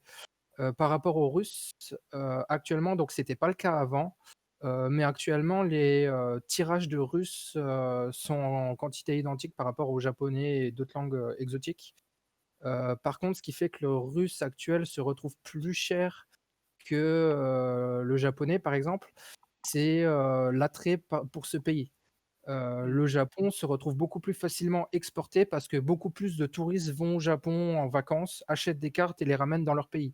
Contrairement à la Russie où on voit par exemple sur MKM, la majorité des cartes russes sont vendues par des Allemands parce qu'ils habitent en Allemagne de l'Est et très vite ils ont accès à des cartes russes depuis les pays de l'Est. Mais voilà, sinon les cartes russes sont encore moins offertes, enfin moins d'offres sur les cartes russes en dehors de la Russie par rapport au Japon, quoi. D'accord. Mm. Florian, est-ce que tu as un avis là-dessus? Sur le prix des... Euh, Je pense que ça rejoindra Pas votre avis, vraiment. Je je pense. sais que quand j'achète mes cartes, généralement, elles soient soit en anglais, soit en japonais, ou justement le japonais, et surtout japonais foil, C'est une valeur niche, refuge, où je sais que c'est un gage de sécurité et que probablement le prix de ma carte ne baissera pas. Et c'est plutôt ça que je recherche, en plus du fait que j'apprécie qu'elle soit atypique ou en tout cas jolie. Mais Très bien. au-delà de ça, je m'y intéresse pas de façon générale. Ok. On rappelle que Florian est parmi la team Areruya. C'est vrai que leur site, j'ai passé des commandes récemment, c'est vrai que leur site s'est démocratisé là-dessus. Je peux faire un petit coup de pub et ça devient très agréable et aussi abordable, dans le sens où je pense au prix des expéditions qui sont actuellement presque introuvables en Europe en japonais et qui sont du coup accessibles en passant par leur site à des frais tout à fait OK pour ce que c'est. Et c'est vrai que c'est quelque chose, je pense, je suis surpris que ça n'a pas été autant exploré que je l'imaginais en Europe. Parce qu'ils ont encore des stocks, ils ont des vingtaines d'expéditions, de trésors Zendikar, par exemple, en foil japonais disponible. Et ça doit valoir beaucoup d'argent en Europe, alors qu'eux, ils le vendent au tarif de nos prix en VO. Ouais. Toi, Après, c'est dur à vendre. tu parles des expéditions de maintenant, là, qui sont sorties pour Oui, Zendikar les 3. 40 dernières qui sont Ouais, sorties. d'accord. Vas-y, Anthony. Typiquement, je pense qu'un Fetchland foil japonais expédition, ça doit valoir beaucoup, beaucoup plus d'argent qu'un anglais, Mhm. parce que c'est absolument pas disponible sur MKM, ça n'existe pas, alors qu'ils en ont 20 dispo sur leur site, à peine plus cher que la version anglaise. Mais ouais. Par contre, moi j'ai un point à ajouter là-dessus, c'est que par rapport au foil japonais ou au foil russe, c'est que c'est beaucoup plus dur à vendre et la demande va être beaucoup plus minime parce qu'il va y avoir beaucoup moins de gens qui vont être prêts à payer x10, x20 le prix d'une carte pour l'avoir. Et déjà, le foil leur suffit. Donc, pareil, acheter ce genre d'XP en masse et les revendre en Europe, est-ce que c'est vraiment intéressant si on les garde sur un gros moment parce qu'on n'a pas forcément d'acheteurs potentiels pour ces cartes-là, quoi. C'est aussi ça le problème. Surtout comme en ce moment, les tournois papier, il n'y en a Mm. pas des masses, donc c'est vrai que les prix des cartes sur ce genre de choses, elles ne augmentent pas beaucoup, je pense, en tout cas pour l'instant, quoi. À ma Oui, connaissance, quand même, il y a très peu. Enfin, je connais très peu de gens en France qui sont quasiment full pimp foil japonais. On n'est pas Mm. énormément à courir les rues. Il y en a quelques-uns, mais voilà, ça sera une dizaine, vingtaine, trentaine grand max. Mais voilà, c'est pas la folie. Donc, niveau client, en France, déjà, c'est très réduit. Et en Europe, ça fait à peu près la même décroissance au niveau des clients, quoi. ok. Bah voilà, merci d'avoir répondu à la question de Victor. Donc du coup, si vous voulez... Ah, il répond. Donc lui, il dit donc le problème, c'est la demande et c'est difficile à vendre du coup, parce que du coup, il y a moins de demandes. Donc je pense que c'était sur les expéditions. Et ben voilà. Donc si vous avez d'autres questions, n'hésitez pas à passer donc du coup sur le salon du Discord de NPC 21h, où du coup nos invités répondront à vos questions. Je reviens à mon fil de questions à moi personnellement, et du coup donc sur Florian. Euh, Florian, je rappelle, donc du coup, tu es au comité actuellement. Est-ce que tu t'es dit que c'était un bon plan pour se faire de l'argent facile sur le dos des honnêtes joueurs de DC? Sois Je- honnête avec la population. J'ai plein de blagues dans ma tête, mais je n'en ferai aucune. Du coup, je ne mentionnerai pas ma vingtaine de mana drain qui siègent à côté de moi. Ah, on est impatient Mais de découvrir la banlist de la semaine prochaine, tiens. il y a un petit teasing. Non, plus sérieusement, ça c'est absolument pas relié à ça et je pense pas vraiment que ça ait un impact dans le sens où par rapport à l'Europe, la communauté est tout de même petite. Mhm. C'était plus dans un but comment dire, de pouvoir influer à la fois sur ce format et à la fois de pouvoir avoir l'opportunité de faire les retours qu'il y avait autour de moi et toutes les discussions qu'on avait. C'est rare dans la vie qu'on nous donne l'opportunité d'avoir la parole, Mhm. en tout cas à grande échelle. Et c'est plus ça qui m'a intéressé, en tout cas. J'ai entendu beaucoup de plaintes et de complaintes. Il y a J'en beaucoup de avais aussi. rumeurs sur ce genre de choses. Oui. Et Mais je voilà. pense que c'est important d'y répondre et de communiquer avec tous les joueurs. Mhm. Je pense que c'est un point qui peut être amélioré. Et j'espère, en tout cas, je ferai de mon mieux pour que ce point-là soit amélioré. Alors, voilà. Ça ne J'espère en m'empêchera tout pas cas, de oui, recevoir des tomates la semaine prochaine, mais oui, non.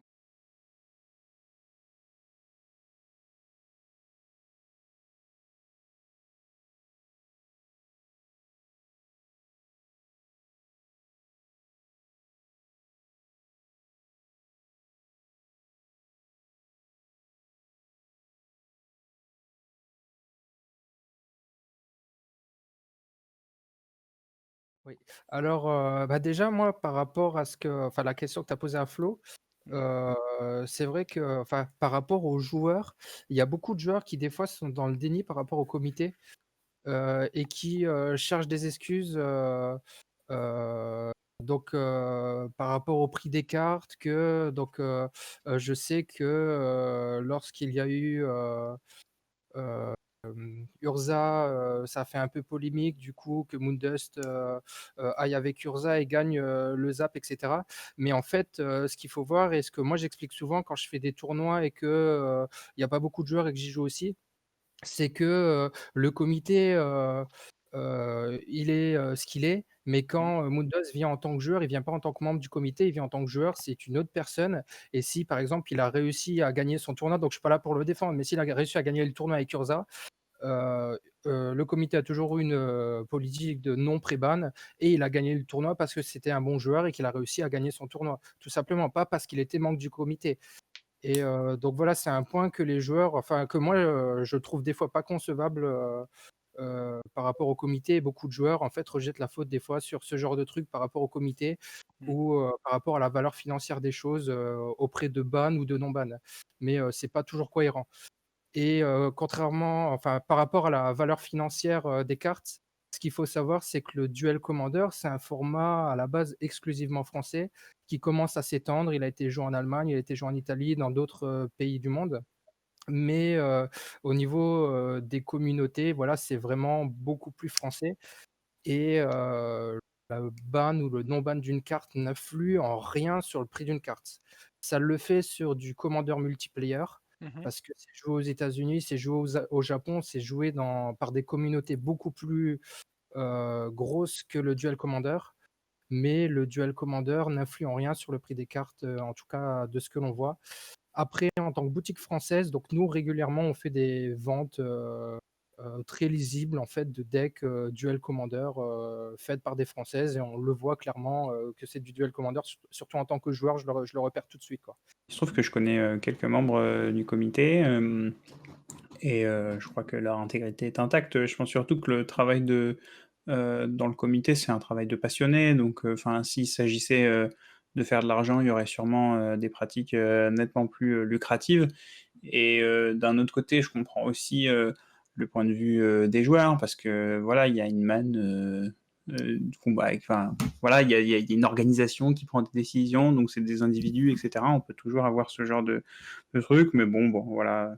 Je pense que ça va se tasser avec le temps, ce genre de truc, au fur et à mesure que le comité prouve à chaque fois et à chaque jour son intégrité. Je pense que ça ne va faire que se tasser, et puis peut-être aussi au fur et à mesure que des émissions comme celle-ci ou Flo ou d'autres membres ont l'occasion de s'exprimer et que leur intégrité et leur passion rayonnent dans l'émission, ça ne va faire que baisser. Et j'ai bon espoir que ça soit le cas. C'est dommage pour le format, en fait, au fond. C'est un travail de longue haleine, je pense. C'est vraiment sur de long terme que ça peut avoir un impact. Mais peut-être que dans une semaine, déjà, tout sera oublié.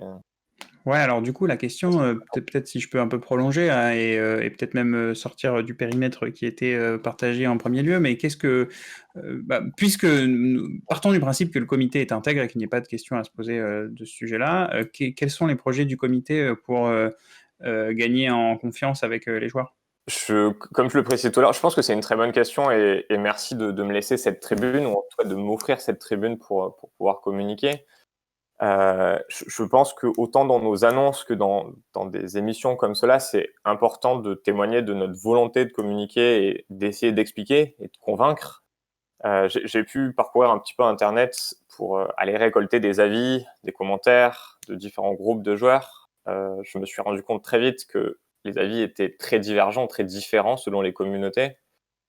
Il faut essayer de rassurer tout le monde, essayer de prendre le meilleur des avis, des commentaires, faire savoir et en tout cas faire comprendre qu'on les écoute et qu'on revient vers eux. Et le tout, je pense que c'est de convaincre. C'est comme tout.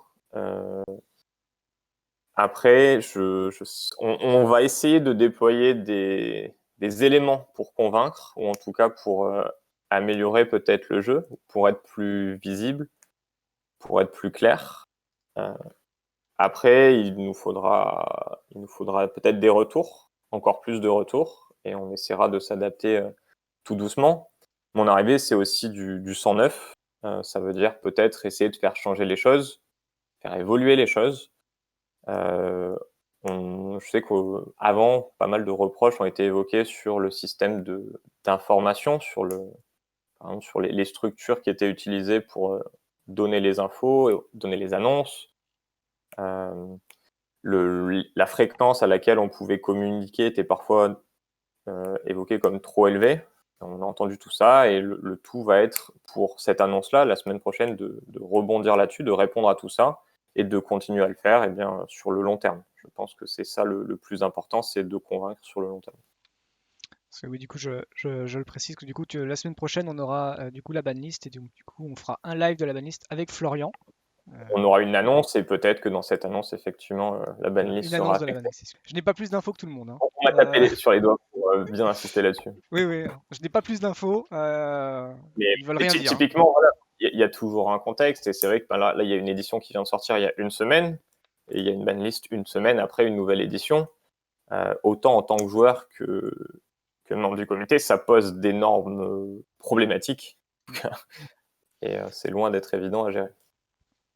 Surtout qu'il y a déjà des gens qui demandent justement à avoir des bans alors qu'il y a très très peu d'informations et de retours, d'informations collectées en tout cas au niveau des tournois pour juger si la carte est forte ou pas, ou abusée. Rajan, est-ce que tu as plein d'autres questions? Est-ce qu'on peut continuer de parler un peu de ça ou comment? J'ai pas envie de hacker, mais je suis très, très curieux en même temps, donc j'essaie de trouver la bonne place. Je pense qu'après ça ira assez vite. On peut continuer là-dessus si vous voulez.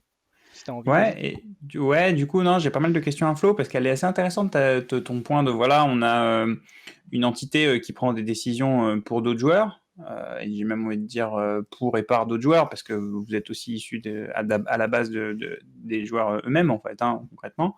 Mais on sait pas, enfin, moi, enfin, genre là, tu vois, je suis sur votre site. Je sais pas trop qui est-ce qu'il y a dans le comité. Quand une personne rejoint le comité, je sais pas trop pourquoi. Les explications qu'il y a sur une ban, par exemple, tu vois, si je prends le dernier ban de Genesis Storm, il y a 3 paragraphes, donc c'est un peu dans les codes de ce que fait Wizard. Mais tu vois, si Wizard a une légitimité qui est pas la même que la vôtre, du coup, il y aurait peut-être un sujet, tu vois, de proximité à trouver. Est-ce que vous prévoyez de créer, je sais pas, un forum, un Discord, quelque chose pour vous rendre plus accessible, ou est-ce que ça existe déjà?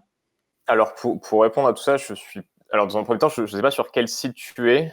Je sais que Je suis avant sur que duelcommander.com. Alors, eh bien, ce site-là n'est pas lié au comité. voilà, je mets en lien le. Alors c'est un lien qu'on a donné pour la Voilà, suite à des problématiques qui me sont bien antérieures, et qui ont été effectivement, expliquées il y a 2 émissions d'ailleurs. Quand on a fait sur le comité, c'est vrai. il y a eu cette question-là. Mais oui. Ce site n'est pas lié au comité et comme a été lié dans le chat le lien concerne une page Facebook. Je pense, ou en tout cas, en tant que joueur, je pensais que c'était pas le moyen de communication idéal, en tout cas, ou le plus pratique pour rassembler ces informations. On a proposé de concert de faire évoluer ça. On a créé un serveur Discord qui existe, qui est partagé à nos connaissances et qui va gagner en visibilité plus on va avancer dans le temps. Donc c'est un des outils qu'on compte utiliser. À cela s'en ajoutera peut-être un autre très rapidement. Je ne suis pas celui qui gère ça, en tout cas dans le groupe. Et on est très bien épaulé par DocFX qui est dans le chat à ce niveau-là. Je suis d'accord qu'il faut absolument gagner en visibilité sur... Enfin, on s'en rend compte, en interne, on se dit qu'on l'a fait. D'un point de vue joueur, avant d'intégrer le comité, j'étais à peu près convaincu que ça manquait de visibilité et qu'on pouvait améliorer ça. Et je suis tout à fait d'accord avec toi qu'il faut se mettre au goût du jour. Tu parlais de Discord, eh bien, je pense que c'est en effet une très bonne structure. Et à nous de trouver des solutions pour continuer à gagner en visibilité, en cohérence et en simplicité aussi.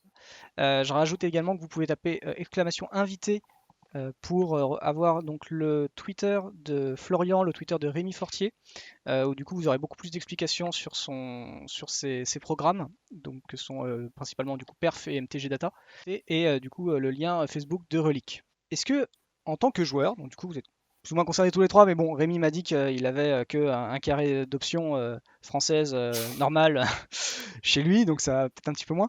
Mais vous, en tant que joueur, est-ce que ça vous affecte comment de savoir que votre placard vaut le prix d'une maison? Florian, par exemple. J'essaye de pas trop y réfléchir. Étant plus jeune, j'ai fait des choix judicieux d'échanger des piles de rares contre des bilans. Maintenant, il commence à en avoir un certain nombre. En tout cas, j'ai pas beaucoup de cartes, mais j'ai une collection quand même qui est raisonnable. J'essaye de pas la mettre au même endroit, en tout cas. Et j'essaye de pas... Pardon? Est-ce que tu la planques tous les mois, tu changes d'endroit? Non, je la change pas tous les mois, mais en tout cas, elle n'est pas uniquement au même endroit.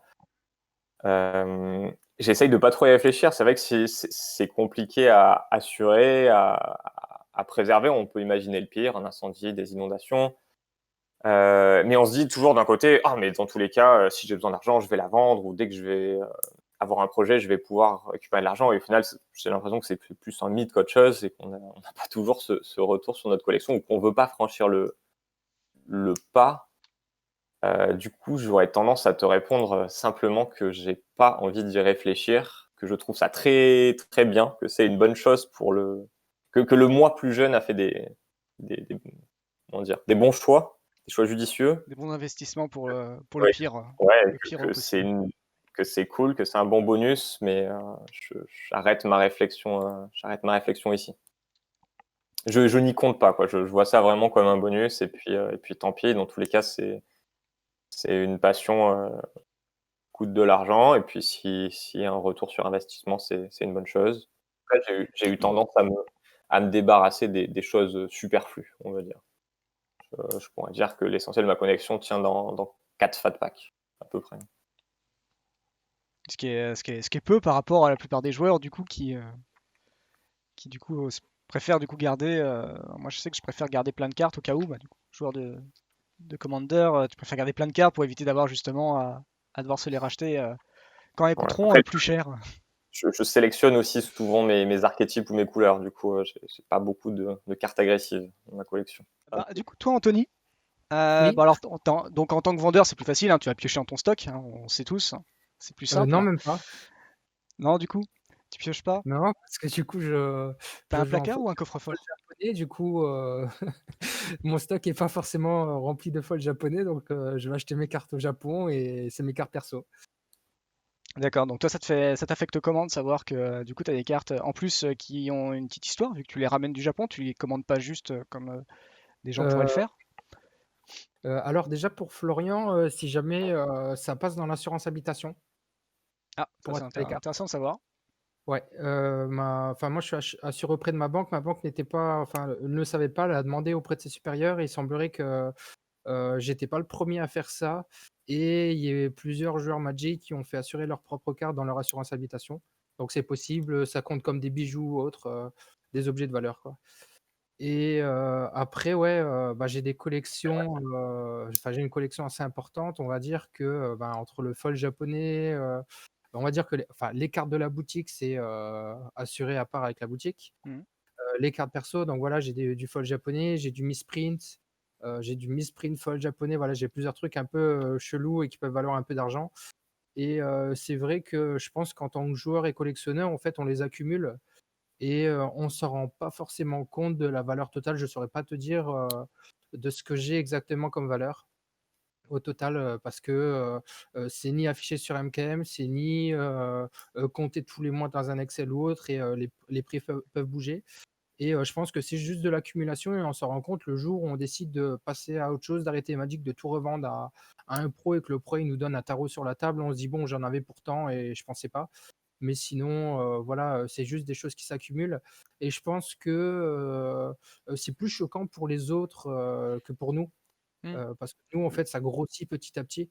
Moi, je sais que enfin, j'ai un deck full foil japonais, misprint, etc. Quand j'ai des gars qui jouent contre moi et qui me demandent si mon deck coûte cher, et que je leur dis, ben, je sais pas, il y en a peut-être pour 10 000 euros.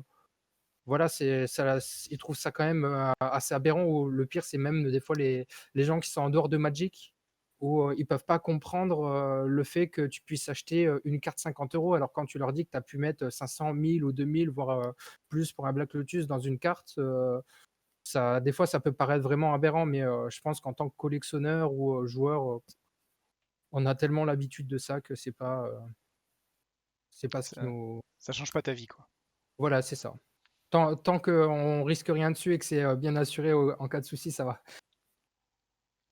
Alors Rémi, est-ce que t'as que 4 opts chez toi ou t'as quand même Non, un petit peu... non, je vois un peu. Non, mais il se trouve que j'avais à Lyon, donc au GP Lyon, donc le GP bordure coronavirus.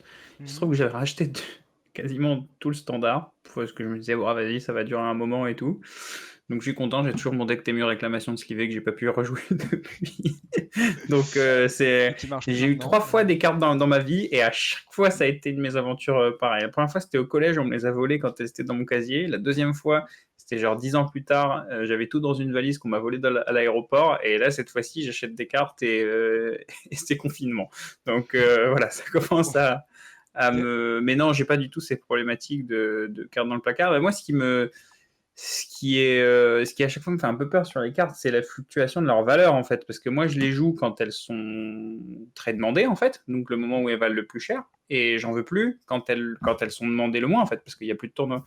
Donc en fait, quand j'achète des cartes, c'est forcément à perte, quoi. Donc c'est toujours un peu ça qui m'embête, mais bon, voilà. Non, mais j'accumule aussi des cartes parce qu'on me prête pas toujours tout. Des fois, il me manque un truc, j'ai une idée de dernière minute, etc. Donc là, maintenant, j'ai aussi mes 4 Durasurza pour compléter avec mes 4 invasions déjà. Et voilà, et j'ai des euros qui traînent, des trucs comme ça, mais je suis clairement pas dans les hautes sphères dont vous parlez, où il faut penser à des questions d'assurance, quoi. Mais je crois que c'est le cas de pas mal de joueurs compétitifs qui s'intéressent surtout aux standards modernes, etc., quoi. Les joueurs qui touchent un peu à tous les formats, c'est très complexe quand même de tout acheter. Alors même sans parler d'assurance, tu vois, par exemple, joueur de Commander et tout, et du coup moi du coup j'ai des bilans par exemple, et donc là il y a la montée des bilans, je sais pas, j'ai peut-être 1000 balles, venez pas chez moi, 1000 balles en bilan, donc du coup ça tient sur même pas 10 cartes parce que je les ai même pas tous. Mais voilà, tu vois, je vais pas parler d'assurance, mais je me dis waouh, il y a quand même et ça tient sur rien, tu vois, on parle de 6 cartes, ça tient sur une sleeve, un sleeve de 9, comment? Faut pas qu'il y ait de problème. Bah ouais. Du coup je saurais que c'est vous. Après, ça doit être vrai aussi de vos setups d'ordinateur, non? Enfin, je sais pas, j'imagine que vous devez, si tu comptes la tour, plus les écrans, plus les trucs, tu dois atteindre 1000 euros, non? Ouais, je suis un peu plus loin. Ouais, je pense que tu dois être, surtout si tu fais du stream, tu vois, enfin, c'est pareil, en fait, enfin, les objets chers, faut faire attention, quoi. Bon, voilà, là, c'est des cartes. Après, il y a le côté poids. Bizarrement, je sais que ma voiture vaut plus, mais j'ai moins de soucis. Je sais que j'aurais moins de soucis de la perdre, tu vois. T'as plus confiance dans les objets plus volumineux. Exactement. Je me dis que c'est plus lourd à ça vaudrait une séance chez le psy. Bah écoute. Non, mais je comprends. Je ferai une T'as soirée. toujours peur, c'est des objets qui se perdent facilement, qui peuvent se détruire, enfin bon, voilà, qui sont fragiles, quoi. C'est du fragile et cher, quoi. Donc fouillez bien vos placards, les gens, on sait jamais. Il y a peut-être les cadeaux de Noël. On arrive sur la dernière grosse question qui est un peu datée parce qu'effectivement ça devait être censé être une émission qui devait se faire fin novembre et du coup fin octobre, et bah du coup fin novembre par ma faute. Question en fait, les secret lairs, est-ce que c'est bien, vous pensez? Est-ce que c'est une bonne chose? On a vu dernièrement ceux de Walking Dead qui ont fait polémique. Est-ce que vous avez peur de voir d'autres éditions de ce genre? Bah, Magic est en croissance, Wizard investit beaucoup, il faut des retours sur investissement, donc du coup on va en voir plein. Et c'est même pas une question en fait, hein. Enfin, en fait, ces questions-là, il y a Oui. déjà les réponses dans les rendez-vous d'actionnaires de Wizard en fait, vu que c'est une société. Pardon? Rémi, je me permets, je crois que la problématique, c'est le fait que le secret lair soit un secret lair de cartes qui n'existe pas ailleurs. Voilà.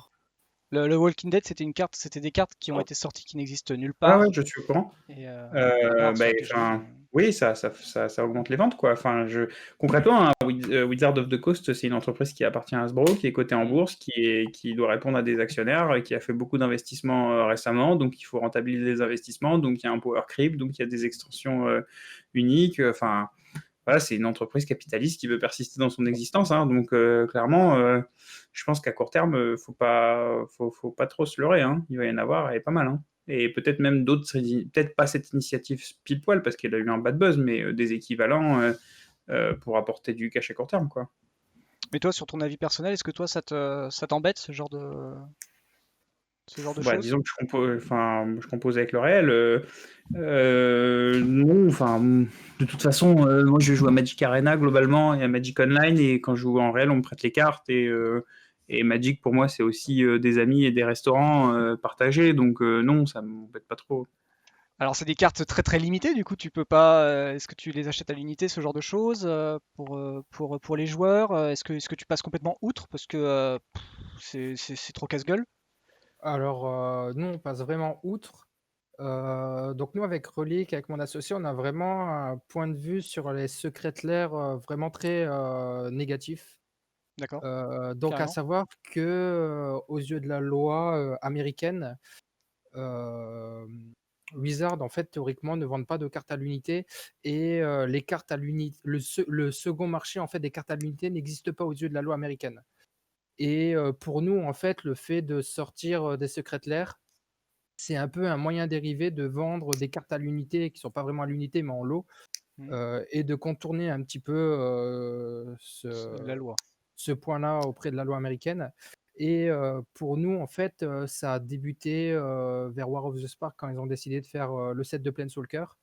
Avec le côté Et un peu designé. J'ai plus. Enfin, oui. Truc oui, avec des. je crois que c'était Mythic Edition, je sais plus ce que c'était. Les Planeswalkers, justement, qui ont été surdemandés. Il y a eu des soucis où ils n'ont pas pu nourrir tout le monde et ils ont envoyé des planches de War of the Hmm. Spark pour rembourser un peu les gens. Et pour nous, ça a commencé un peu par là.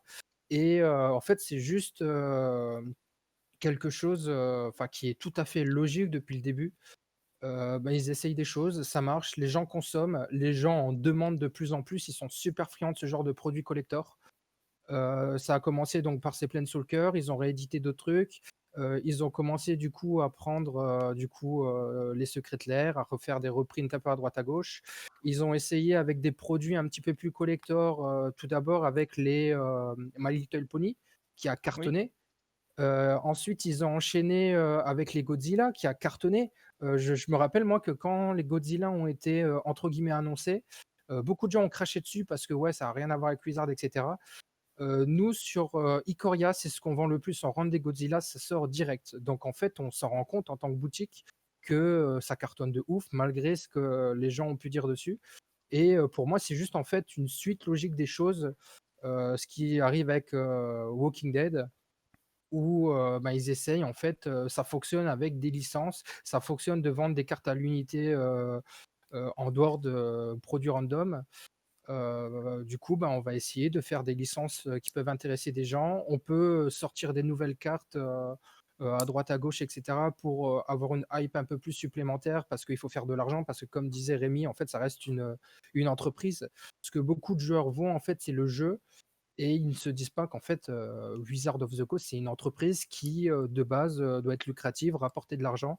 Et toutes les démarches sont faites de base pour rapporter de l'argent et pas forcément pour plaire aux joueurs de A à Z. Forcément, il y a des choix qui sont faits pour plaire aux joueurs parce que indirectement, ça va rapporter de l'argent plus efficacement, mais le point primaire d'une entreprise, c'est rapporter de l'argent, quoi.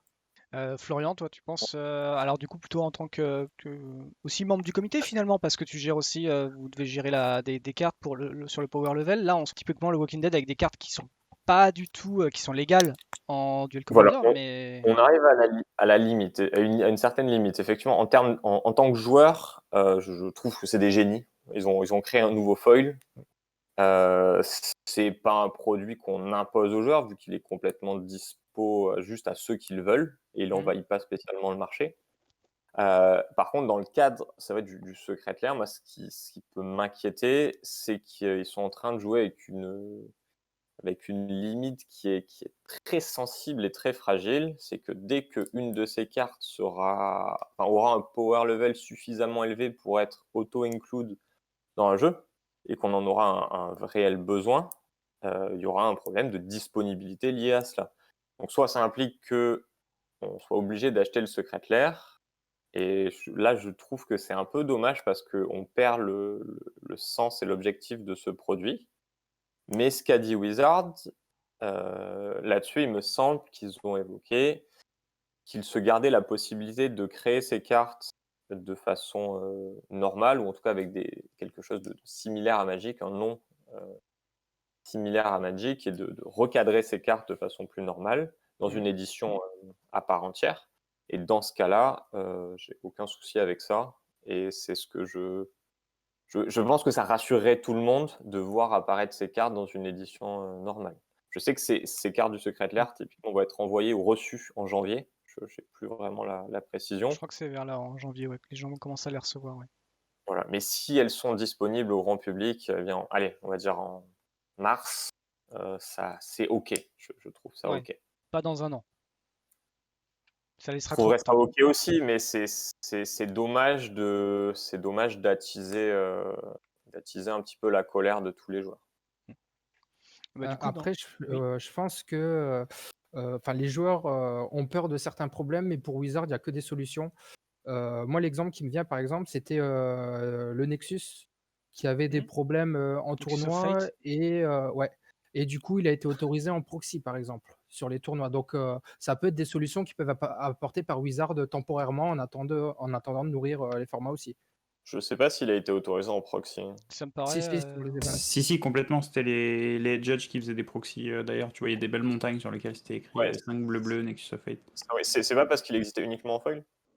Oui, si, justement, il existait uniquement en foil. Bah, c'était notamment un problème sur les Grands Prix, les Pro Tours, etc. Oui, mais c'est pas parce qu'on pouvait pas le faire proxy si on les possédait pas. Voilà, Ah non. Si sur présentation de tes Nexus of Fate Bend, en gros, on te sortait c'est ça, 4 montagnes de la Basic Land Station. En gros. Mais c'était pour dire surtout que c'est quelque chose qui a été fait pour les Nexus of Fate. Est-ce que ça ne peut pas être fait là pour un manque justement de cartes fournies aux joueurs et qui crée problème vraiment auprès des communautés, quoi. Ouais, Ça me paraît étonnant quand même.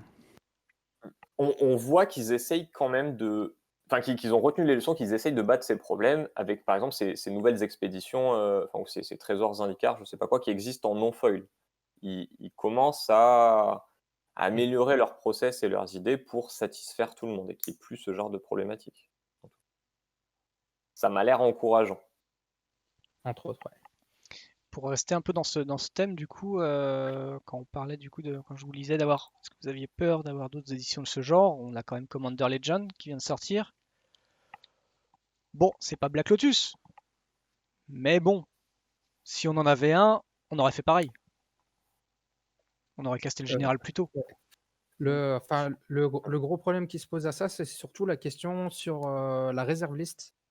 Et est-ce qu'un jour Wizard vont casser ou pas la réserve list? Et clairement, en fait, là, ils sont en train de nous démontrer que la réserve list sera vraiment jamais cassée parce que ils la contournent. C'est pas la première fois qu'ils contournent la réserve list.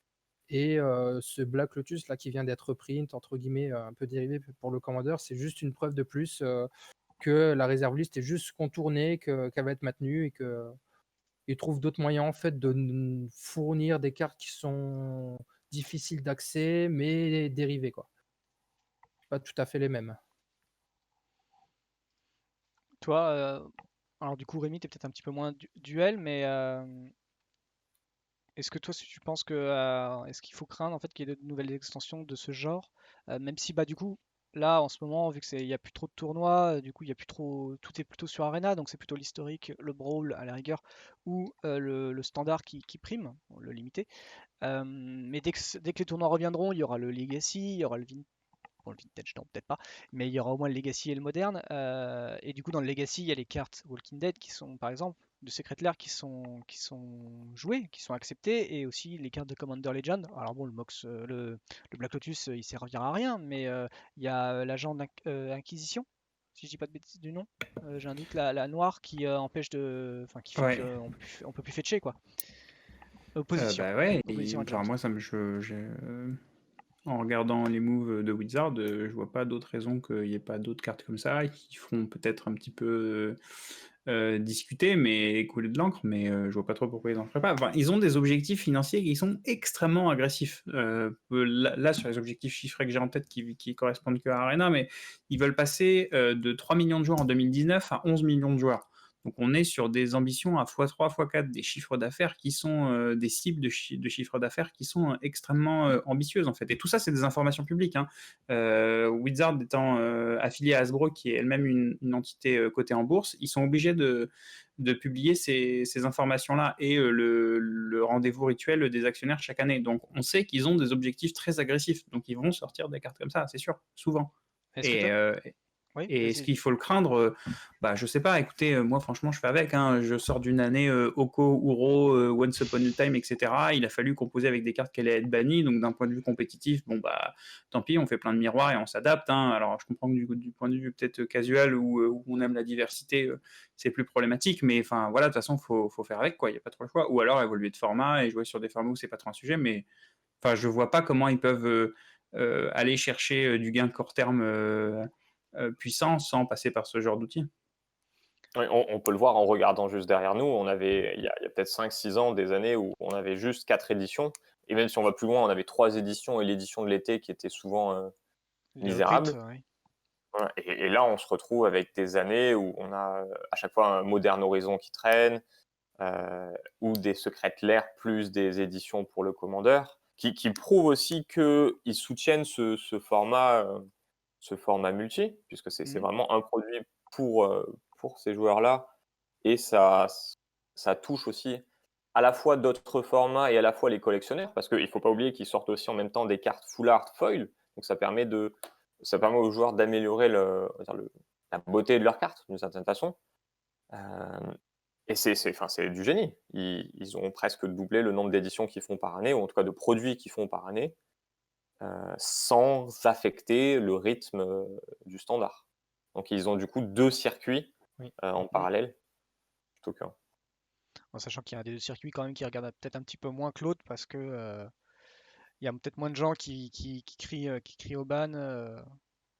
Genre le Hokan en standard a fait sans doute plus couler d'encre que le Jewel Lotus actuellement que ne fait couler, quoi.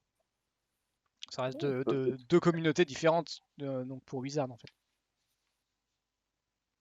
Ouais, Sur mais les... du coup, ça touche plus de joueurs et c'est ce qu'ils veulent. On oublie aussi que la majorité des joueurs ne mettent pas les pieds sur un tournoi. Mm. Et ça leur offre plus de produits, plus de choix et du coup plus de possibilités. Et si on devient accro au jeu, on va s'intéresser à d'autres formats et du coup encore plus élargir notre collection. Ok. J'ai une question de Kirizame du coup. Alors je pense que c'est un peu lié plus peut-être pour le comité, mais bon peut-être que tu peux aussi répondre, Rémi. Pourquoi jouer des tours supplémentaires est mal vu à Magic? Alors là, on n'est pas du tout sur de la spéculation, du MTG Financial, mais bon, voilà, question un peu à côté.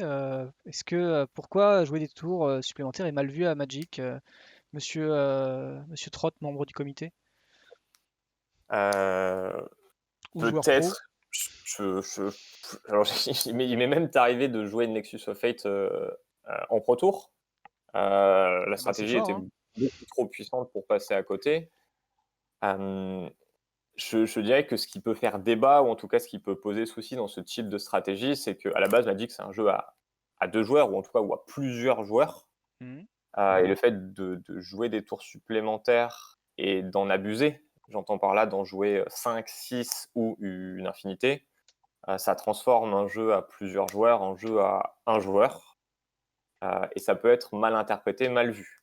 Après, avec de l'expérience et peut-être du point de vue joueur expérimenté, moi je vois pas ça comme un jeu où on joue tout seul, mais plutôt comme un jeu combo où on essaye d'assembler certaines pièces ensemble et d'aboutir à une situation où on va gagner.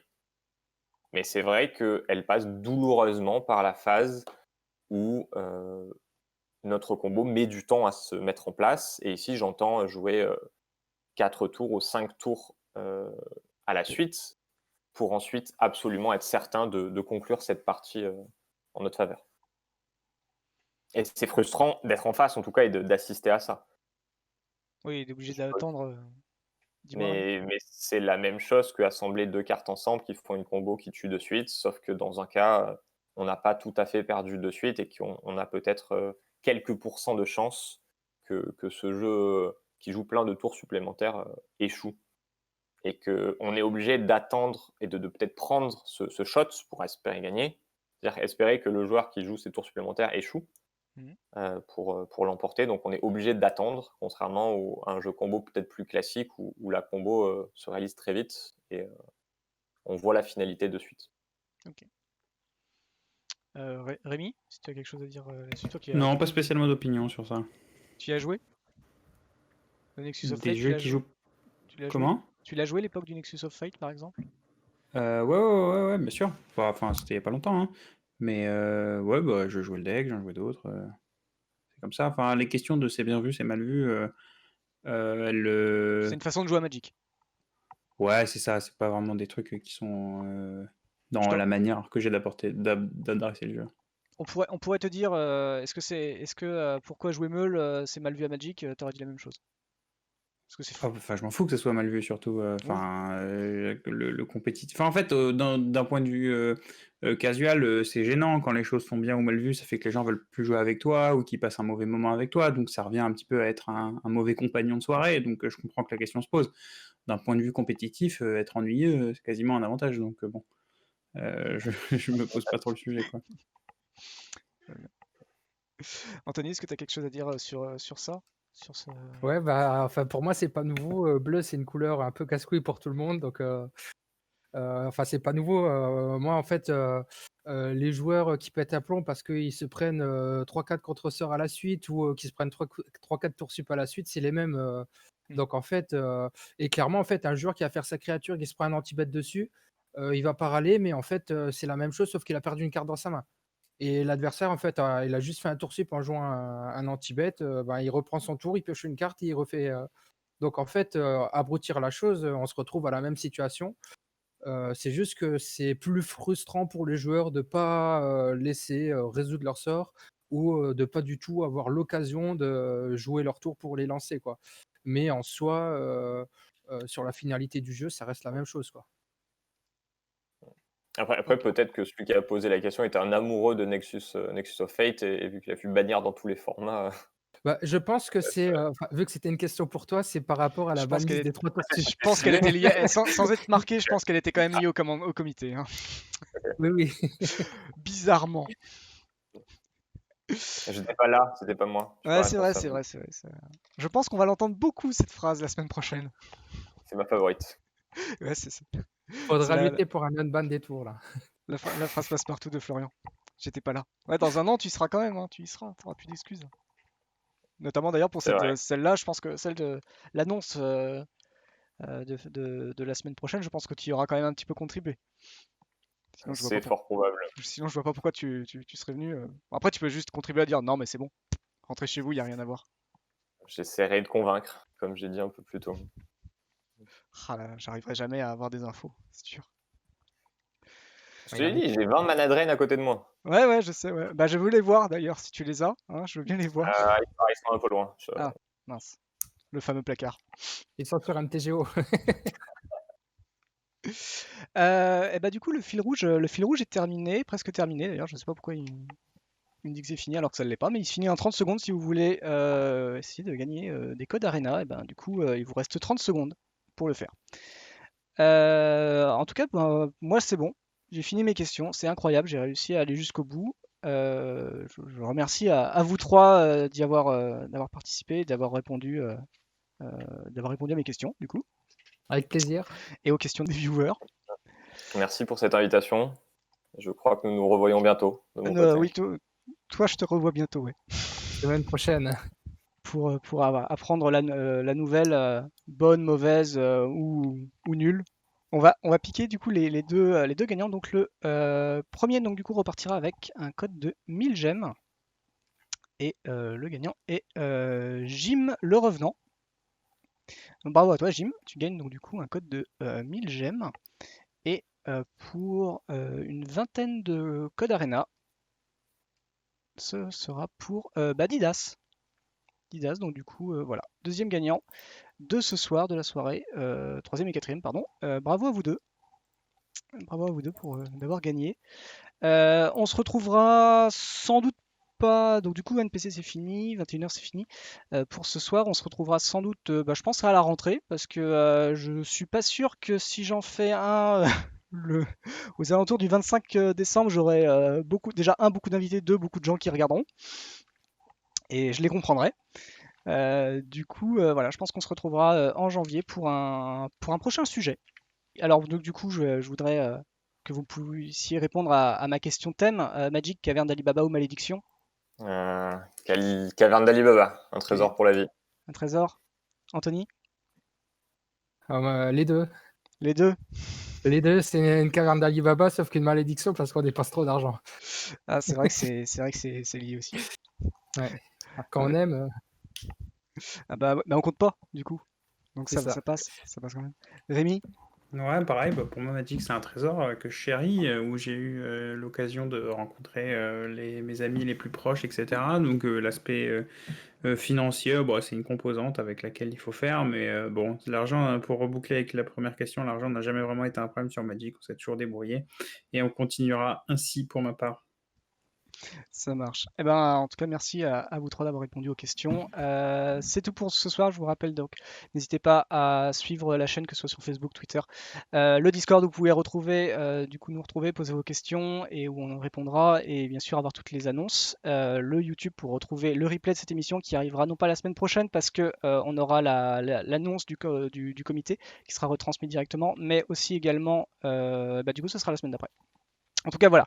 Des bisous à tout le monde. Bye bye. Bonne soirée. Bonne soirée. ciao, ciao.